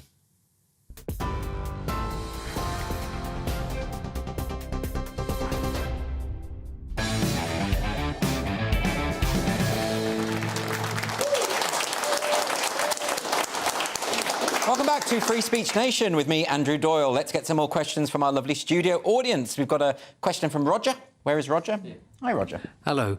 Do you have a solution to the migrant people problem? Oh, blimey, Roger. That's not a big question at all, is it? All right, OK, well, you know, we've had a horrible week. There have been 6 migrants died crossing the Channel. 49 were rescued, and, you know, it's really horrible. Survivors include children, mostly from Afghanistan. There was an article in the Mirror which said that the government had blood on its hands. A lot of people saying that the government needs to be doing more. Are they right? What do you think, Cressida? Well, they do need to do... Clearly, something needs to be done, but I wouldn't want the job. No. My dad did suggest this week that they could extend the ULEZ zone to Calais, which I thought was an interesting... OK. Yeah, I mean, the point being, it's... It's impossible. Yeah, what do you do? Well, I mean, this is the tricky thing, isn't it? Because, I mean, I know Stephen Kinnock from Labour has sort of said, look, if the Tories just implemented Labour policy on this, it would all be over. You know, they would be able to clear the backlog, they would stop people trafficking, they would sort out the migrants coming over. Is it true that Labour can just magically make this go away? Yes, vote OK, Labour. there we go. There we go. No, the reality is this is a deeply complex, tragic problem. And what it actually needs is an immigration system, first of all, that is fit for purpose, that actually works. We need to work with the French government, and these gangs that profit from these people's misery and suffering need to be prosecuted, and they need to be put in prison where they belong. Is it not the case? I mean, it feels like the French government are not doing enough to deal with these people. Well, they are French, mate. OK, so, there is that. Know, That's true. You know, for those of you booing, why are you booing? It's GBNews. You all voted Brexit. Get lost. Cressida. Don't boo me. You didn't vote Brexit. No, I didn't, mate. No, but you've gone really right-wing in your old age. Yeah, of course I have, mate. You know, your prostate expands, your mind shrinks. That's how it works, mate. I just think the thing about this is this focus. You know, what can the Tories do? Because they get... You know, when they try and do something about it, they get accused of being anti-migrant. Well, exactly. And when they do something, you know, so what... Well, I do think there's a problem with... Clearly there's something attractive about coming here. So there it's a nice country. Yes, yeah. I think it is. Yeah. That's right-wing. Is it? Is that a right-wing opinion? Okay. Gosh, it's changed me being here, hasn't it? But, you know, these people are being exploited. Some of these people are destitute. They've given everything to cross in incredibly dangerous circumstances. Oh, it breaks my heart when you see the footage and the idea of being stuck in the middle of the night, to going to somewhere you don't really know where you're going. Yeah. They can't really know that. I mean, these people, the traffickers are benefiting from that human misery. So it does have to be resolved for the sake of the people who are dying. And as soon as once it's stopped, the longer you take to stop it, the more people are dying week in, week out. I mean, it's just vile. It is horrible. OK, so we'll get a question now. Ishmael, do we have an Ishmael? Yes, Ishmael is here. Hello. Should we ban saying the grace before meals? Yeah, this is an interesting one. So this is the Society for Barristers at Lincoln's Inn. And they've outlawed saying grace before meals because they say that this is outdated, this is stereotypical. They're going to use a non-Christian form of thanks instead. Well, isn't that fair enough, Francis, because not all lawyers are Christian? No, I would say, looking at how lawyers behave, I think very few of them are Christian. Most of them are Satanists, if anything. Exactly. Yeah. You know... they should sacrifice a goat. Yeah, they should sacrifice a goat, and then before that, and after that, sacrificing your bank account when you get involved with them. They most certainly do that, So, look, it's on brand. That's all I'm saying. Well, apologies to the lawyers that we often have on the show, because they're wonderful, but those ones are good. Yes, Do you think saying grace... Is this... I mean, look, people complain about this sort of stuff and they say this is, PC gone mad or whatever. Do you think it is, or do you think it's OK? I don't know. I mean, people get upset about losing traditions, don't they? I mean, that's like a very hot topic, isn't it, in the UK these days for various reasons. So I can see why people get wound up about it. And the word outlaw is a bit heavy, isn't it? I mean, can't we have it for some and not for others? Can it be an opt-in, There must be opt-out? a sensible compromise. It's a sort of story I find it very difficult to get too exercised about this kind of thing, to be honest. But like you say, maybe that's a lack of sympathy for lawyers. I don't know. Yeah, exactly. Yeah, OK. Right, we're going to get a question from Paul. Where is Paul? Hi, Paul. Hi. Why would any women support the far left? Well, yeah. or indeed the far right. I mean, there's been this research this week, and they've apparently exposed that the far right in the US is basically being, well, let's put it, being driven, Cressida, by women. Or a lot of women are getting very involved in that movement. I don't know how it is in the far right or far left. Well, I don't know people from far left or far right, so I don't really know. Well, it's humanity, isn't it? It was ever thus. It's Lady Macbeth. We're in the background, encouraging you. I mean, that is women's role in the evolution of the species. So you are to blame. Yeah. Absolutely. This is Adam and Eve all over again. Yes. It was you people it was us. with the apple. It was us all along. Colluding with the serpent. But we do drive... Coming over here. Coming over here.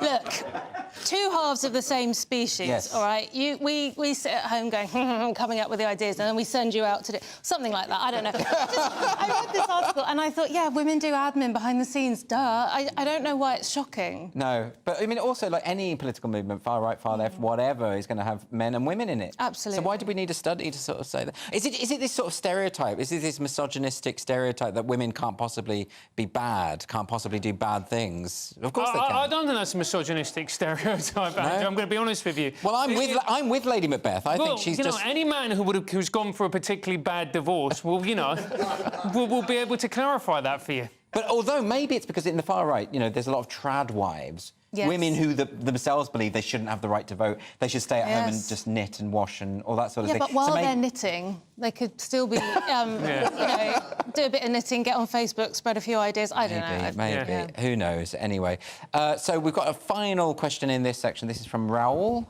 Where's Raoul? Yeah. Am I pronouncing that right, Raoul? Yeah, you're right. Yeah, it's Rahul, but that's fine. So I was wrong. Thanks for sparing my feelings, but it was wrong. About 90% right, but that's not the question.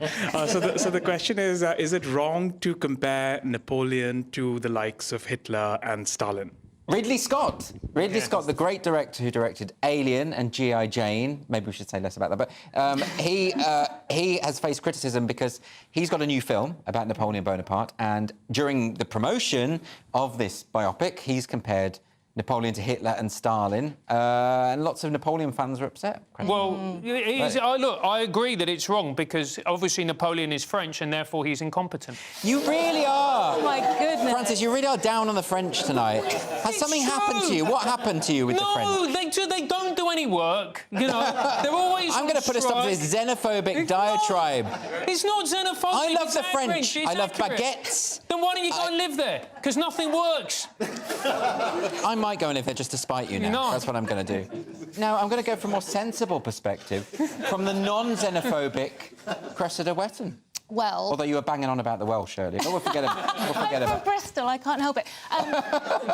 So you don't hear German people generally passionately celebrating Hitler, do you, ever? I mean, some do. Well, OK. In general, the Germans I've spoken to are very embarrassed about Hitler and they don't celebrate him, whereas French people, there's a lot of stuff from Napoleon that they do... But he's a bit more ambiguous, isn't he, depending on your perspective? Well, yeah, that's another good point. It's a lot longer ago, isn't it? A lot longer ago. Even people at the time were some people... William Hazlitt was really pro-Napoleon. Other people were... You know, there were debates going on at the time. It wasn't quite as simple. That's true. But, you know, Ridley Scott really, I suppose, is just trying to plug his film. You know, isn't it more exciting if he's more of a kind of a Hitler-Stalin figure, you know? Well, yeah, I mean... Yeah, and Hitler was a forceful person, wasn't he? Yes. I thought that was going to go somewhere else. Wow. That's quite a statement. No, I think I forget the phrase he used now, but he's making the point that the character he wants of Napoleon is to be this extremely forthright. What's the word?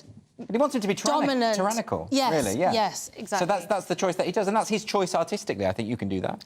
They do that in productions of Julius Caesar. They make him out to be a complete tyrant, whereas the play's a bit more ambiguous about that kind of thing, isn't it? Yeah, absolutely. Yeah, absolutely. We won't go to Shakespeare now. I know it's like your old job, isn't it? Yeah, to it be is an English teacher. Yeah, exactly. But I can Ridley Scott, I'll forgive anything because I just think he's a really great director. He is. Gladiator is a masterpiece. Gladiator, of course. It's a great film. OK, we're going to move on now to a final question. We've got a question via email from Sarah. Sarah says, should the Crooked House pub be rebuilt? Now, you'll know about this story because it's been all over the place this week.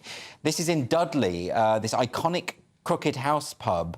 I don't know if we've got an image of it, but it's the wonkiest pub in the country. Well, it was until it burnt down the other day. Now, police are treating it as arson. And I have to say, Cressida, there's a lot of... I'm not an investigative type, but the diggers that cleaned up the debris were there the day before it burnt down. An antique grandfather clock was removed, allegedly, from the pub in the days leading up to the thing. And they booked a band on the night of the fire called Gasoline and Matches. Now, they say that's just coincidental. I don't want to cast aspersions because I haven't done the investigation. I don't know. But the police have got a point. I think they have. I think for all the criticism of the police of late, this is something they should be looking at, and they are. Exactly. But the outrage in Dudley is quite in the Black Country. This is a real Black Country icon. Well, it really is. And the question was, should it be rebuilt? And fortunately, I don't think it can be, because the way it came about, it was a farmhouse in 1700 and something. Yes. And then subsequently, the mining caused it to subside and to become the crooked building that it was. So how do you rebuild that, even if you wanted to? Yes, there was a statement from sort of this local group of Black Country folk saying, you know, we're not going to forget this. This matters to us, and the people who did this, if people did this, we should say, we don't know for sure, they'll never be forgiven, basically. I mean, that does sound like a threat. It does a little bit, doesn't it? Yeah, it does sound like a threat, but it does sound incredibly dodgy, and it's just very sad, because this is obviously an ancient building which meant a lot to people in the Black Country. You were saying it's an icon of the Black Country. They've only got about 2 of them. I've been there. That's true. It's not the best. What? You're making so many enemies tonight. No, the French, the Black Country folk. Yeah, but none of these people matter, so it's fine. But it's just sad about the building. It is very sad, and there's a kind of like I hate the idea of demolishing historical landmarks anyway. I hate the idea particularly that people who are after money, if that's the case in this case, they don't care about sort of trashing the heritage. You know, No, it's really not, bad. and it's very sad. Very sad indeed. OK, so next on Free Speech Nation, it's our Arts News Roundup, and we're going to be examining concerns over the future of music teaching and a worrying decline in modern languages learning. Don't go anywhere.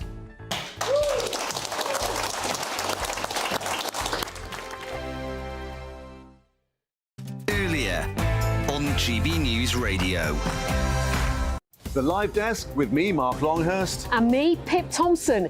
It's here Monday to Friday on GB News. From midday, we'll bring you the news as it breaks, whenever it's happening and wherever it's happening, from across the UK and around the world. Refreshing, feisty, but with a bit of fun too. If it matters to you, we'll have it covered on TV, radio and online. Join the Live Desk on GB News, the People's Channel, Britain's news channel. So Jubes and Kerr, we tackle the issues of the day with real, robust debate, both sides of the fence, battling it out with me in the middle with my forthright opinions and views, and often really interesting things happen because you start with a position and then by the end of the debate you find actually, well, I might not have thought about that one. What we need in this country is 2 new political parties. You should maybe think about doing a 2024 calendar. I'm Michelle Dewberry and I'm keeping you company right through until 7 o'clock this evening. GB News, the People's Channel, Britain's watching. Monday to Thursday, 9 p.m. till 11 p.m. Join me, Dan Wootton. I'll bring you the sharpest takes and hottest debates. Do you not believe in prison? I don't believe in prison. I'm completely stunned. I guarantee you there'll be no spin, no bias, no censorship. I actually was personally quite offended by it. And no reason to go to bed. So I guess they've always been quite woke. That's Dan Wootton tonight on TV, radio and online. Monday to Thursday from 9 p.m. till 11 p.m. on GB News. The People's Channel, Britain's news channel. In a world of dull and predictable radio and TV shows. Oh, hi. On Mark Dolan tonight, we've got big guests. We drill into the big stories of the day. The show adds up to a brilliant listening and viewing experience. Mark Dolan Tonight is the most entertaining current affairs show ever, and that's a fact.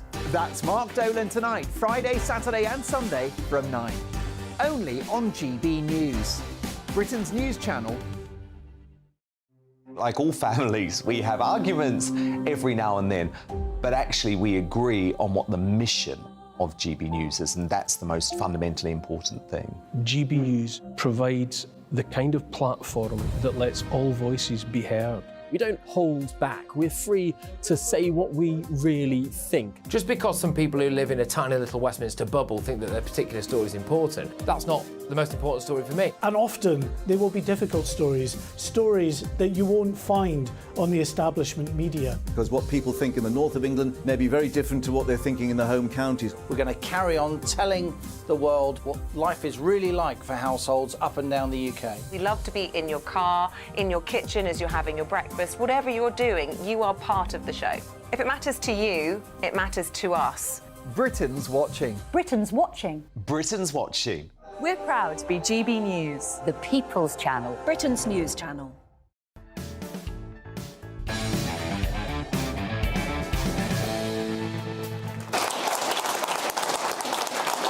Welcome back to Free Speech Nation with me, Andrew Doyle. So it's time for a semi-regular feature when I'm going to be discussing news stories regarding the arts. And here to help me do this, I'm joined by the writer, broadcaster and historian David Oldroyd-Bolt. Thanks for joining me, David. So I want you to start by talking about the concerns over the scholarly study of music. What's happened? Well, this is off the back of an article in the Times Higher Education Supplement by Professor Ian Pace. Ian Pace is a pianist of great renown, specialising in the modern repertoire, and he's also Professor of Music at City University, London.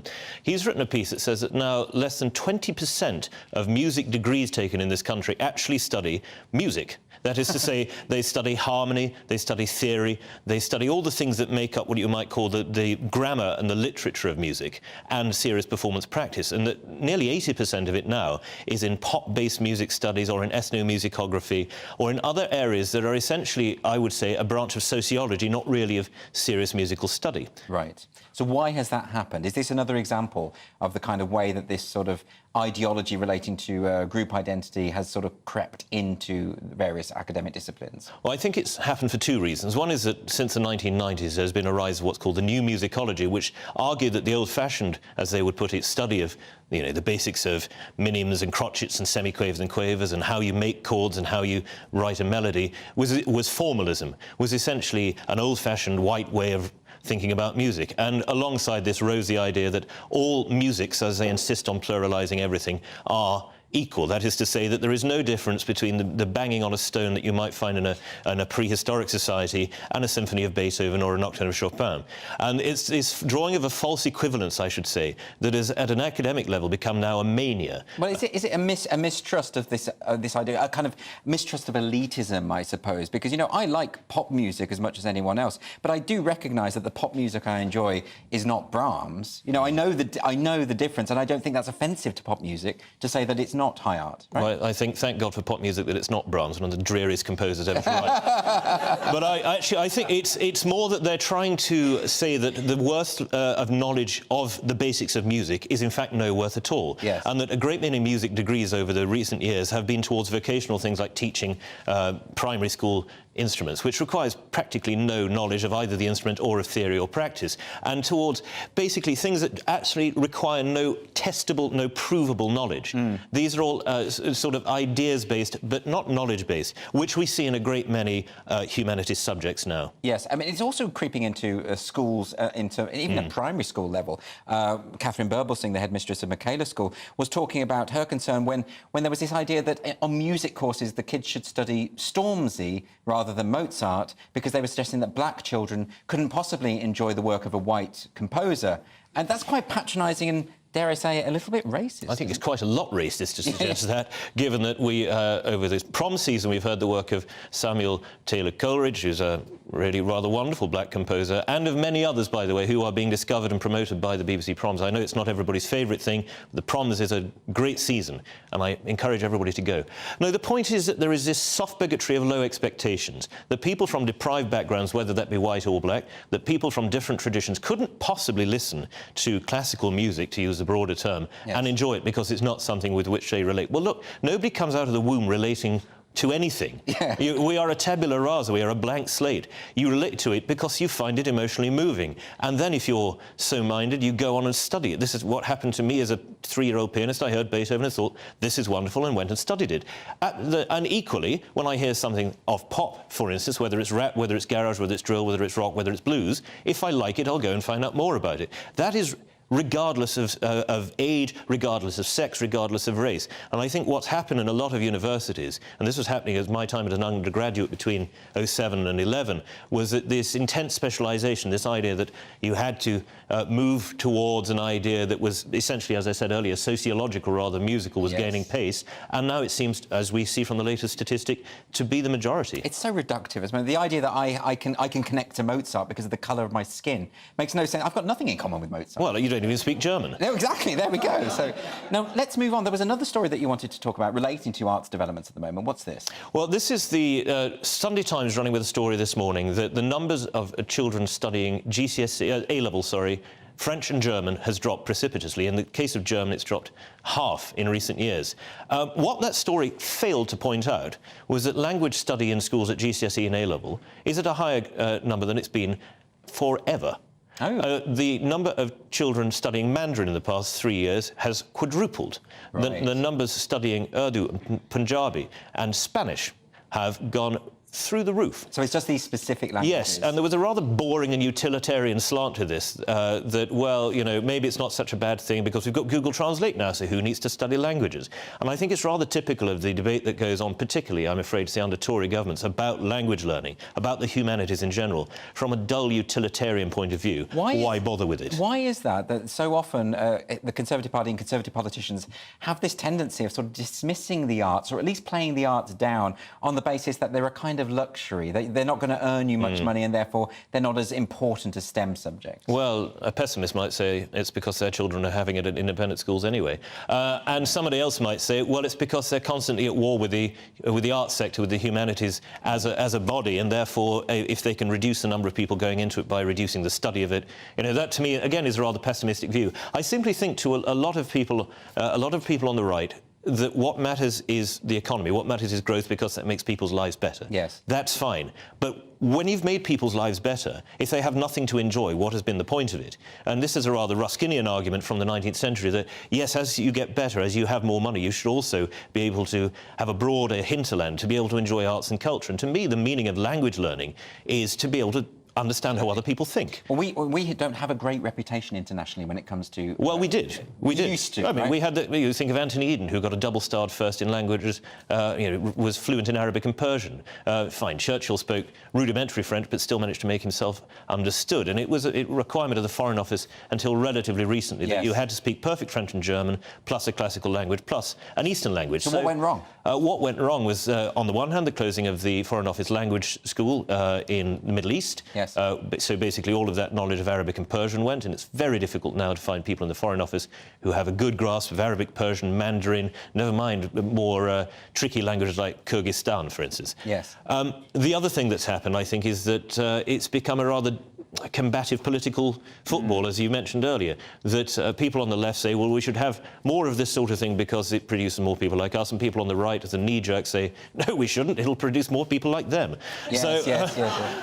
Is there anything in the elimination of Greek and Latin at schools as well? I know Compton Mackenzie wrote that he thought was the signal that the British Empire would decline, and it did coincide. Yes, of course, but this was something that was argued about, don't forget, in the late 19th century, and particularly with the passage of the 1878 Education Act, which made everybody up to 13 go to school. There was the idea, well, fine, keep it in the public schools because, you know, they're turning out diplomats and people like that, but really do everyday people need to learn Greek and Latin, which I think doesn't it inculcate a respect for the past, a respect for a different way of life? Oh, more than that, it's just good for your brain. If you can construe a sentence of Greek, I mean, Latin is slightly easier because it works on more formal structures. Greek is extraordinarily difficult. If you can do that to however rudimentary a degree, your brain has a greater plasticity, and your mind, I think, is more able to think in non-linear ways, in lateral ways. But aside from that, these are some of the most extraordinary works of literature ever produced in Greek and Latin. Why would you not want to understand them in the original? To think how Herodotus thought, to think how Cicero thought. Absolutely. And in French and German, I should say it's the same, because so much of the Western canon of music, going back to our first discussion, contains text in French and German. And if you can't understand that beyond a basic Google translation, you're cutting yourself off from half of what makes that beautiful. And none of this needs to be elitist, does it? This can be something that can be open to all. It should be. And I think this is, if we had a truly brilliant education movement in this country, of people who cared about education in the broadest sense, not merely in the narrow technocratic utilitarian sense of exam results, that's what we'd have. Unfortunately, it's an unpopular thing to do because there is always someone else screaming for money. So if you suggest that every child has the right to learn Greek, Latin, French and German from 5 until 18, you'll be told, well, what about STEM subjects? Well, look, who needs it? Children are brilliant at picking up new technology for themselves, and they move far faster than any education curriculum can keep up with. So why not concentrate in schools on doing that which is, to a degree, universal and immutable, and leave the technology to those who are best at doing it, the younger generations? OK, well, David Alderbright, that's really great. I hope you come back. We can talk more about these kinds of issues. I'll forgive you for your Brahms comment. You hate him, do you? No, I just find him tedious, really quite turgid. Even the German Requiem? Yes. There is one piece of Brahms which is wonderful, the Handel variations, Opus 22 for piano. There we go. We've reached a compromise. David Altrop-Bolt, thank you very much indeed. And next on Free Speech Nation, former Mexican Congressman Rodrigo Even Cortez has been convicted of gender-based political violence. So I'm going to be joined by two more excellent guests to discuss this. But first, let's get the latest weather. Looks like things are heating up. Boxed boilers, proud sponsors of weather on GB News.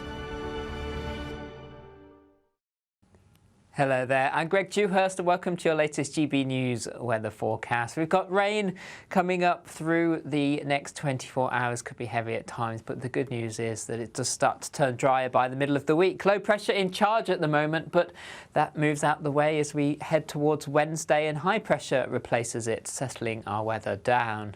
This evening we have outbreaks of heavy rain pushing in across the West Country, Wales, spreading north and eastwards as we move through into the early hours. This turning heavy at times over parts of northern Wales, northern England, and Met Office warning in force here. Clearer skies for Northern Ireland, Scotland, some showery rain in places, and temperatures generally remaining in double figures. So wet start across England and Wales Monday morning. Heavy rain across Transpennines routes in particular if you're travelling here. Rain heavy as well across parts of Wales, just slowly pushing eastwards through the day. Sunshine and showers for Northern Ireland and Scotland. Again, some of these heavy at times too. And temperatures generally the high teens to low 20s, quite a muggy feel where we do see any sunshine across central and western parts of England and Wales later. On Tuesday, a much calmer picture, high pressure starting to build in as that low pressure moves out of the way. Still fairly unsettled, so a day of sunny spells and scattered showers, some of the showers on the heavy side, and then it settles down Wednesday into Thursday, plenty of sunny spells and temperatures starting to rise. Looks like things are heating up. Boxed boilers, proud sponsors of weather on GB News.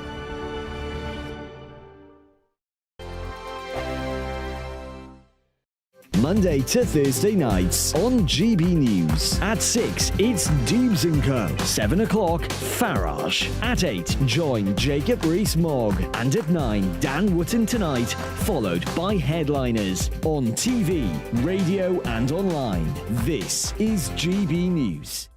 Now then, Lee Anderson here. Join me on GB News on my show, The Real World, every Friday at 7 p.m. I'm not eating bloody cat. Are you delicious. mental? Open your mouth. OK, here comes a train. Reminds me of the scene in Singing in the Rain. Adam, is that a good one? Whoa! Join me at 7 on GB News, Britain's news channel.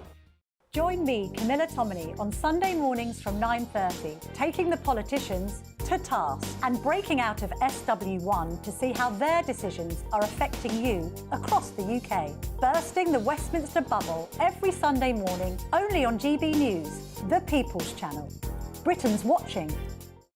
Join us every night on GB News at 11 p.m. for Headliners, which is 3 top comedians going through the next day's news stories, which is exactly what you need, because when the establishment has gone crazy, you need some craziness to make sense of it. So join us 11 p.m. every night on GB News, the People's Channel, Britain's news channel. I'm Andrew Doyle. Join me at 7 o'clock every Sunday night for Free Speech Nation, the show where I tackle the week's biggest stories in politics and current affairs with the help of my 2 comedian panellists and a variety of special guests. Free Speech Nation, Sunday nights from 7 on GB News, the People's Channel, Britain's news channel. Every Sunday from 11, join Michael Portillo. There will be topical discussion, looking at the week before and the week to come. So kick back and relax at 11 a.m. on Sundays on GB News with me, Michael Portillo. GB News, the People's Channel, Britain's news channel. I joined GB News because I was sick and tired of not hearing my views being represented, not just mine, but so many people that I knew and spoke to. I just couldn't get my voice out there. I couldn't say anything. I couldn't do anything. Whatever the narrative was, I kind of had to follow it. GB News is there to provide a voice for those who have been ignored by the establishment media. We think different things. We've got a different style. GB News is here to be optimistic and positive about the future. It's real kind of dynamic and flowing, with the audience very much at the heart of it, like a big family. Here at GB News, we talk about the things that matter to you. Hearing the voices from right across our towns and cities, especially our towns. all sides of the argument represented with a heavy dose of opinion.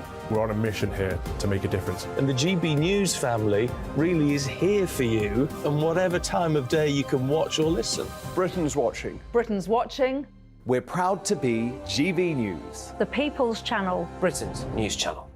News Radio.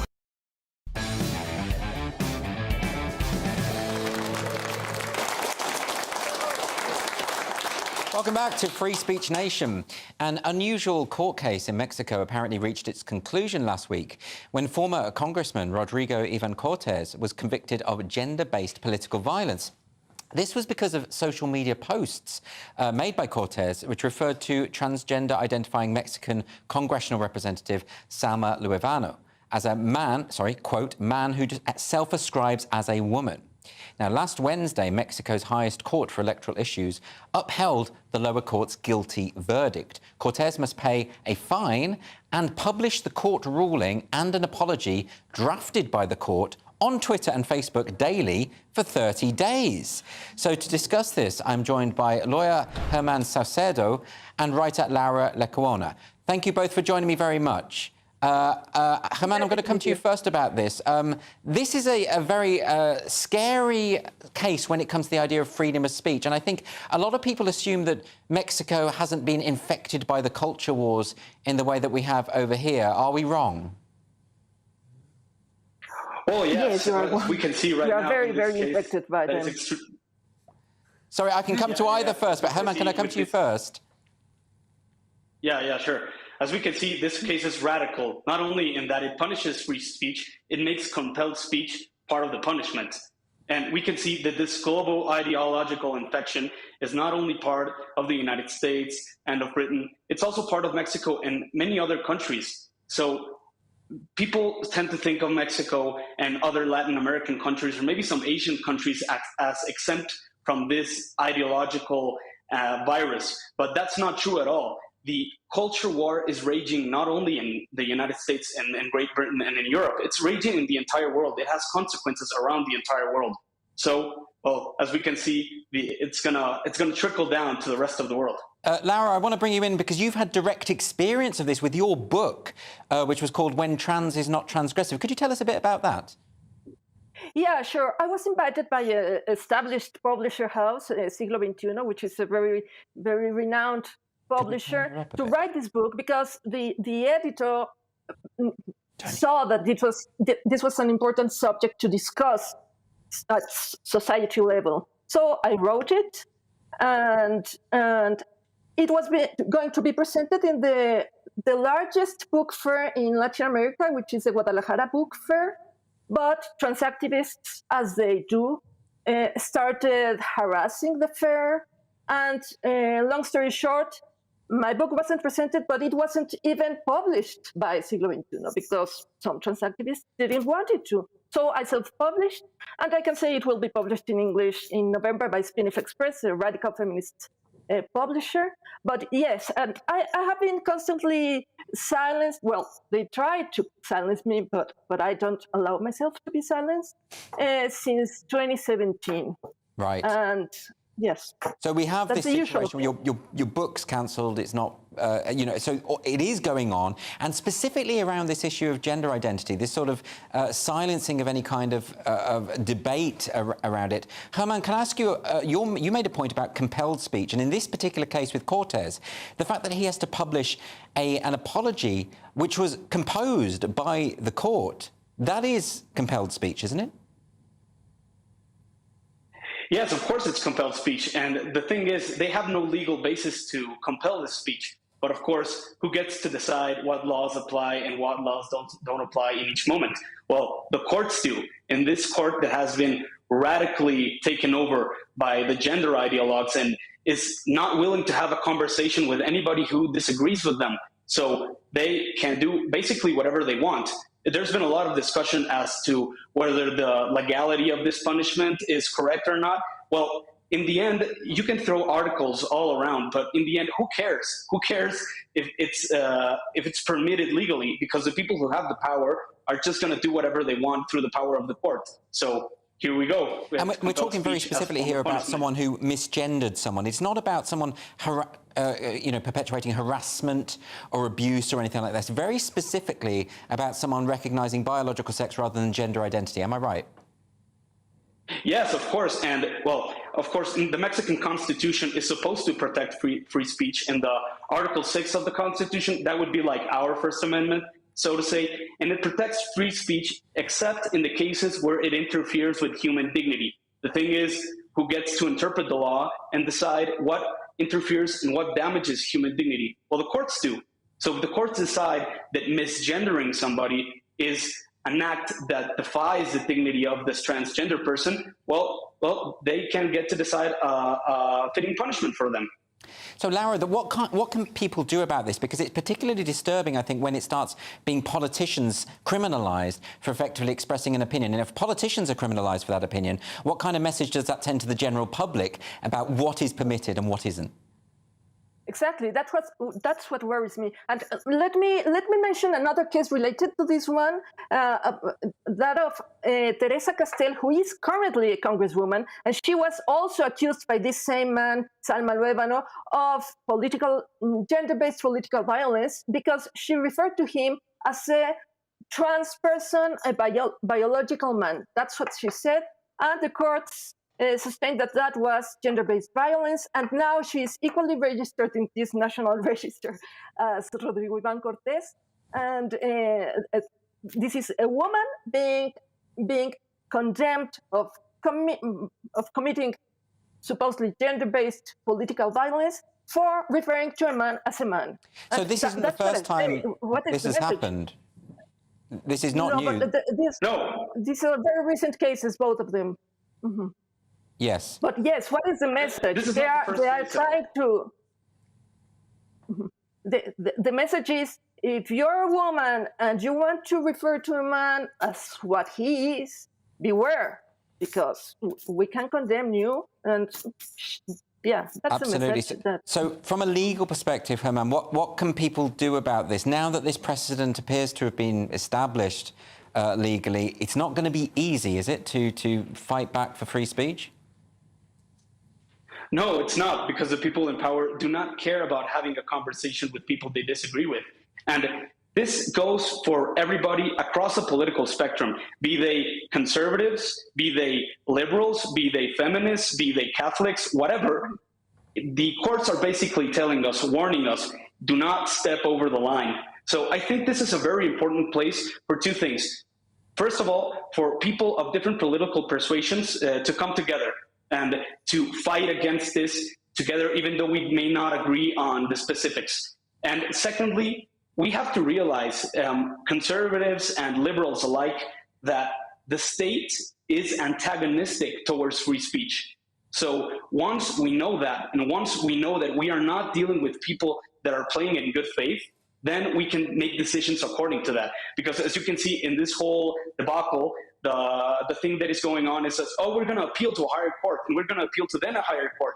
There are no longer any higher courts to appeal to. Nobody is going to impart justice. So once you realize that, you can act and make plans accordingly. Laura, do you share that view that actually this is a pretty dispiriting situation, and when the high courts themselves are captured, there's nowhere left to go? Yeah. There's a little despair, but anyway, we should keep fighting against this, because even though we won't win in the short term, what can we do if not keep fighting against this? And yes, there are several signs that the courts are captured by transgenderism, and it is very worrying, because some activists, some transgender activists are telling the society at large that we have to believe in gender identity. They are enforcing a belief in us. And the court is doing, also they are dictating what the court says, what the court decides, what we have to believe, who is right, who is wrong. It is very worrying. So not just compelled speech, but compelled belief. Very disturbing. Herman Salcedo and Laura Lacorona, thank you so much both for joining me tonight. So let's see what Cressida and Francis think of this. You're Latin American. Half Latin, Latino, yeah. Yeah, so I'm going to come to you first and ask, which surprises me with your rampant xenophobia. Yeah, but anyway, exactly. Mate, when you grow up with a Latin American mother, you're just looking, you know, it's not the optimum. Do you know what I mean? Well, so you're xenophobic even against your mother. Yeah, okay, absolutely. So tell me, what do you think about this in Mexico? So, it's ironic because, like, they said gender-based violence, but where I come from, that's just a bit of flirting, mate, number one. Okay. And number two, like, I find it ironic that a bloke talking about gender ideology is called her man. Together. OK, I don't think you're really engaging with the issues, Francis, so I'm going to go to Cressida. What do you think about it? Because it is disturbing, isn't it, when, you know, a politician can be criminalised, forced to express an apology, and the courts are... What happened to free speech? Well, this is why I'm so proud to work for this channel. I mean, when I was a kid, we all just knew free speech was brilliant, let's all go for that, and it just seems to have disintegrated. I mean, it's so horrifying. It's like a sort of... The idea of being compelled to write something on Facebook for 30 days, to me, it's like being put in the stocks in medieval times. It's just... I can't get my head around it, and I'm horrified by it. Absolutely. Well, rightly so. OK, well, next on Free Speech Nation, youths running riot on Oxford Street. Matt Hancock gets in the Barbie movie spirit, and a lady reacts with mild disappointment when her flight is cancelled. It's almost time for social sensations, so do not go anywhere.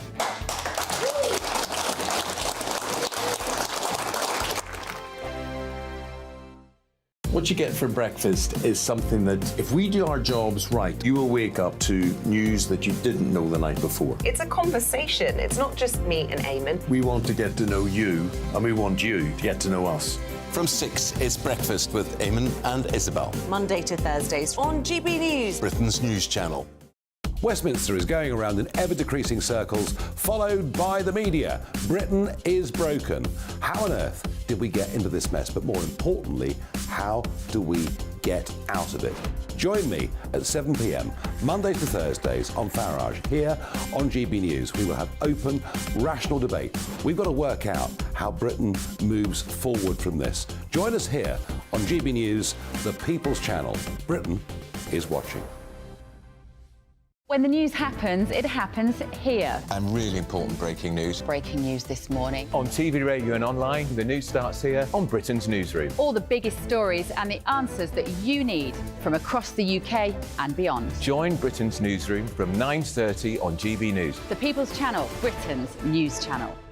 Join me, Patrick Christie's, Monday to Friday, 3 till 6. We tackle the day's news agenda like you've never seen before. It's high tempo, high octane, the most controversial topics and the best guests. You will not be able to take your eyes and ears off it. I'm not afraid to ask the questions that you really want answered. 3 till 6 p.m, Monday to Friday on GB News, the People's Channel, Britain's news channel.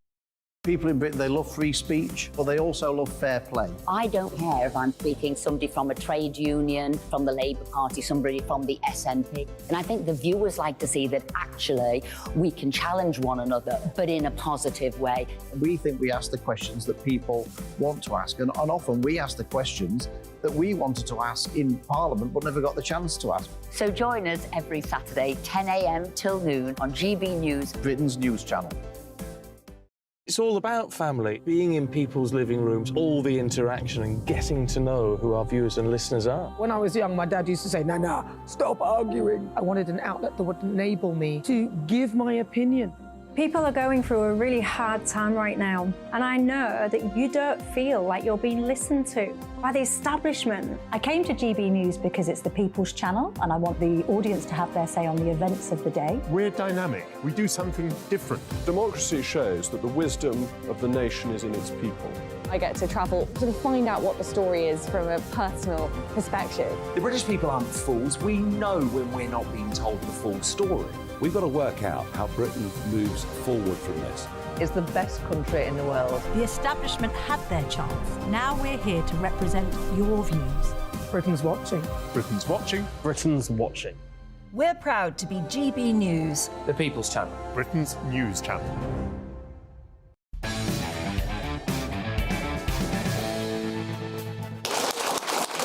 Welcome back to Free Speech Nation. So, it's time for Social Sensations. This is the part of the show we devote to clips that have been going viral on social media. First, there's this video which made national news. It's hundreds of youths descending on Oxford Street after a TikTok video encouraged them to turn up and commit crime and disorder. Let's have a look.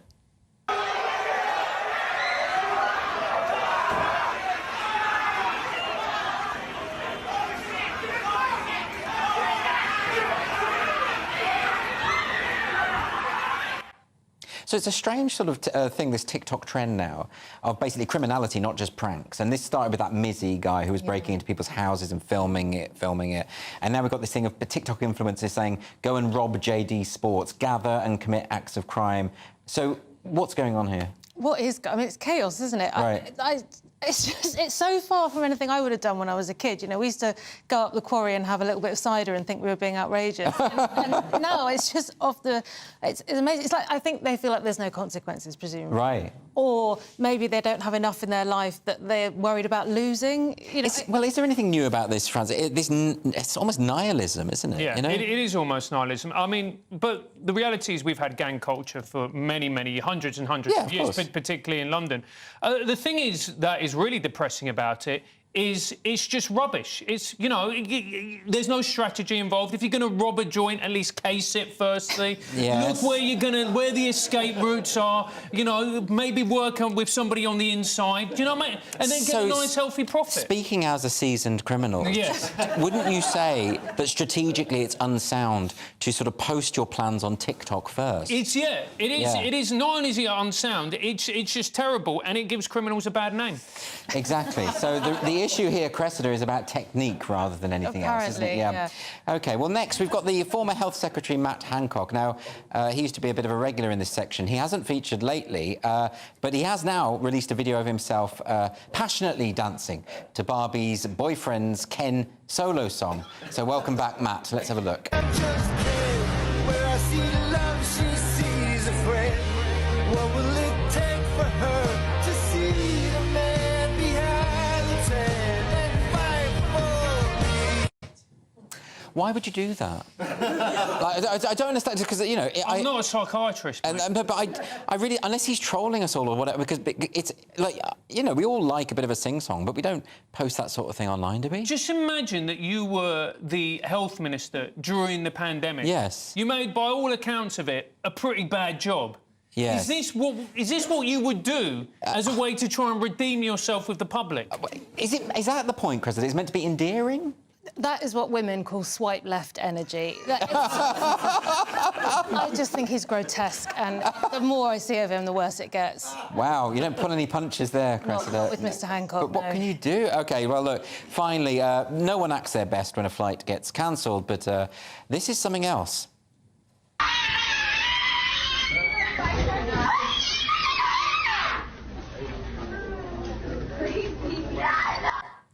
OK, well, Cressida, do you react like that when a flight gets cancelled? Not if there's CCTV around. I mean, is that person OK? That's my worry, actually. That doesn't... Yeah, it seems like there's some sort of issue there going on beyond just mere distress. I'd like some more context for that. Yeah, maybe more context is required. I think that was probably the producer after some of the jokes that I've made in this show, mate. It could potentially be. It is the most frustrating thing, though, isn't it, when a flight gets cancelled? It's not the most frustrating thing. Well, it's one of them. Look, you've been a teacher, you've worked with children. Oh, yeah, no, there is that, yeah. There is. There is just, like, you know... There are worse things. When you look at a child and you realise that no good will ever come from this. I know.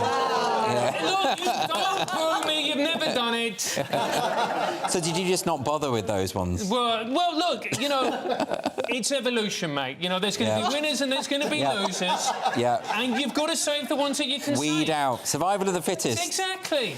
I'm very right-wing all of a sudden. Just facts. All right, well, look, this is the part of the show where we talk through your unfiltered dilemmas. Thank you for sending them in. Our first dilemma is from Freddie, and Freddie says, I've just broken up with my girlfriend. No big deal, right? Catch is, she's my housemate. What have I got myself into? Will I ever be able to have people over? Surely if you break up with someone, you should make sure you're not cohabiting, right? Yeah. Get a spare room, mate. That's over. Or not even in the same room, but in the same house. When you move out... Spare Room is a website where people look for new places to live. Is that what they do? He's just got to go.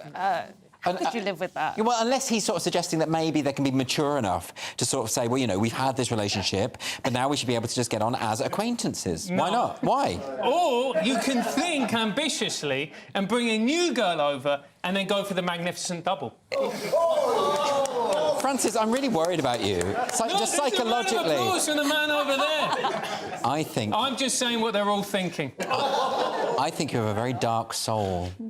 OK, we're going to move on to another dilemma from Samantha. Samantha says, I am into this guy, but he's really right-wing and I am not. Can you date across the political benches? Do opposites attract, or are you just bound to have arguments? That's an interesting one, isn't it? Do you think that's possible to date across the benches? I don't know. You've argued with me about this. Francis thinks it definitely is. Really? I think... Can you see Rishi Sunak with Angela Rayner? Could that happen? No, but that's fantastic reality TV. Let's make isn't it? Let's make it happen. OK. But you specifically think this is absolutely fine, don't you? Say, they love it. You say... Hey, there's one. Yes. You and her are able to just put that to the Well, listen, I think we should all just get along and we should move across the political... We are the world, right? Let's do it. Anyway, thank you for joining us for Free Speech Nation. This was the week when residents of Dudley fought back against the destruction of their favourite pub. A Mexican congressman was punished for expressing his opinions, and lesbians were punished for not being attracted to men. So thank you to my panel, Cressida Wetton and Francis Foster, and to all of my guests this week. And if you want to join us live in the studio and be part of our wonderful studio audience, you can do that. Just go to www.sroaudiences.com. The address is on the screen right now. Come along. There's been a lovely audience tonight. We have lots of wine and beer and snacks and treats. We're basically bribing you at this point, but do come in. Just apply and come along. Stay tuned for Mark Dolan tonight. That's next with the fantastic Leo Kearse standing in for Mark. And please don't forget that Headliners is on later, 11 o'clock, the late night paper preview show with comedians. Thanks for joining me. See you next week. The temperature's rising. Boxed Solar, proud sponsors of weather on GB News. Hello there, I'm Greg Dewhurst and welcome to your latest GB News weather forecast. We've got rain coming up through the next 24 hours, could be heavy at times, but the good news is that it does start to turn drier by the middle of the week. Low pressure in charge at the moment, but that moves out the way as we head towards Wednesday and high pressure replaces it, settling our weather down. This evening we have outbreaks of heavy rain pushing in across the West Country, Wales, spreading north and eastwards as we move through into the early hours. This turning heavy at times over parts of northern Wales, northern England and Met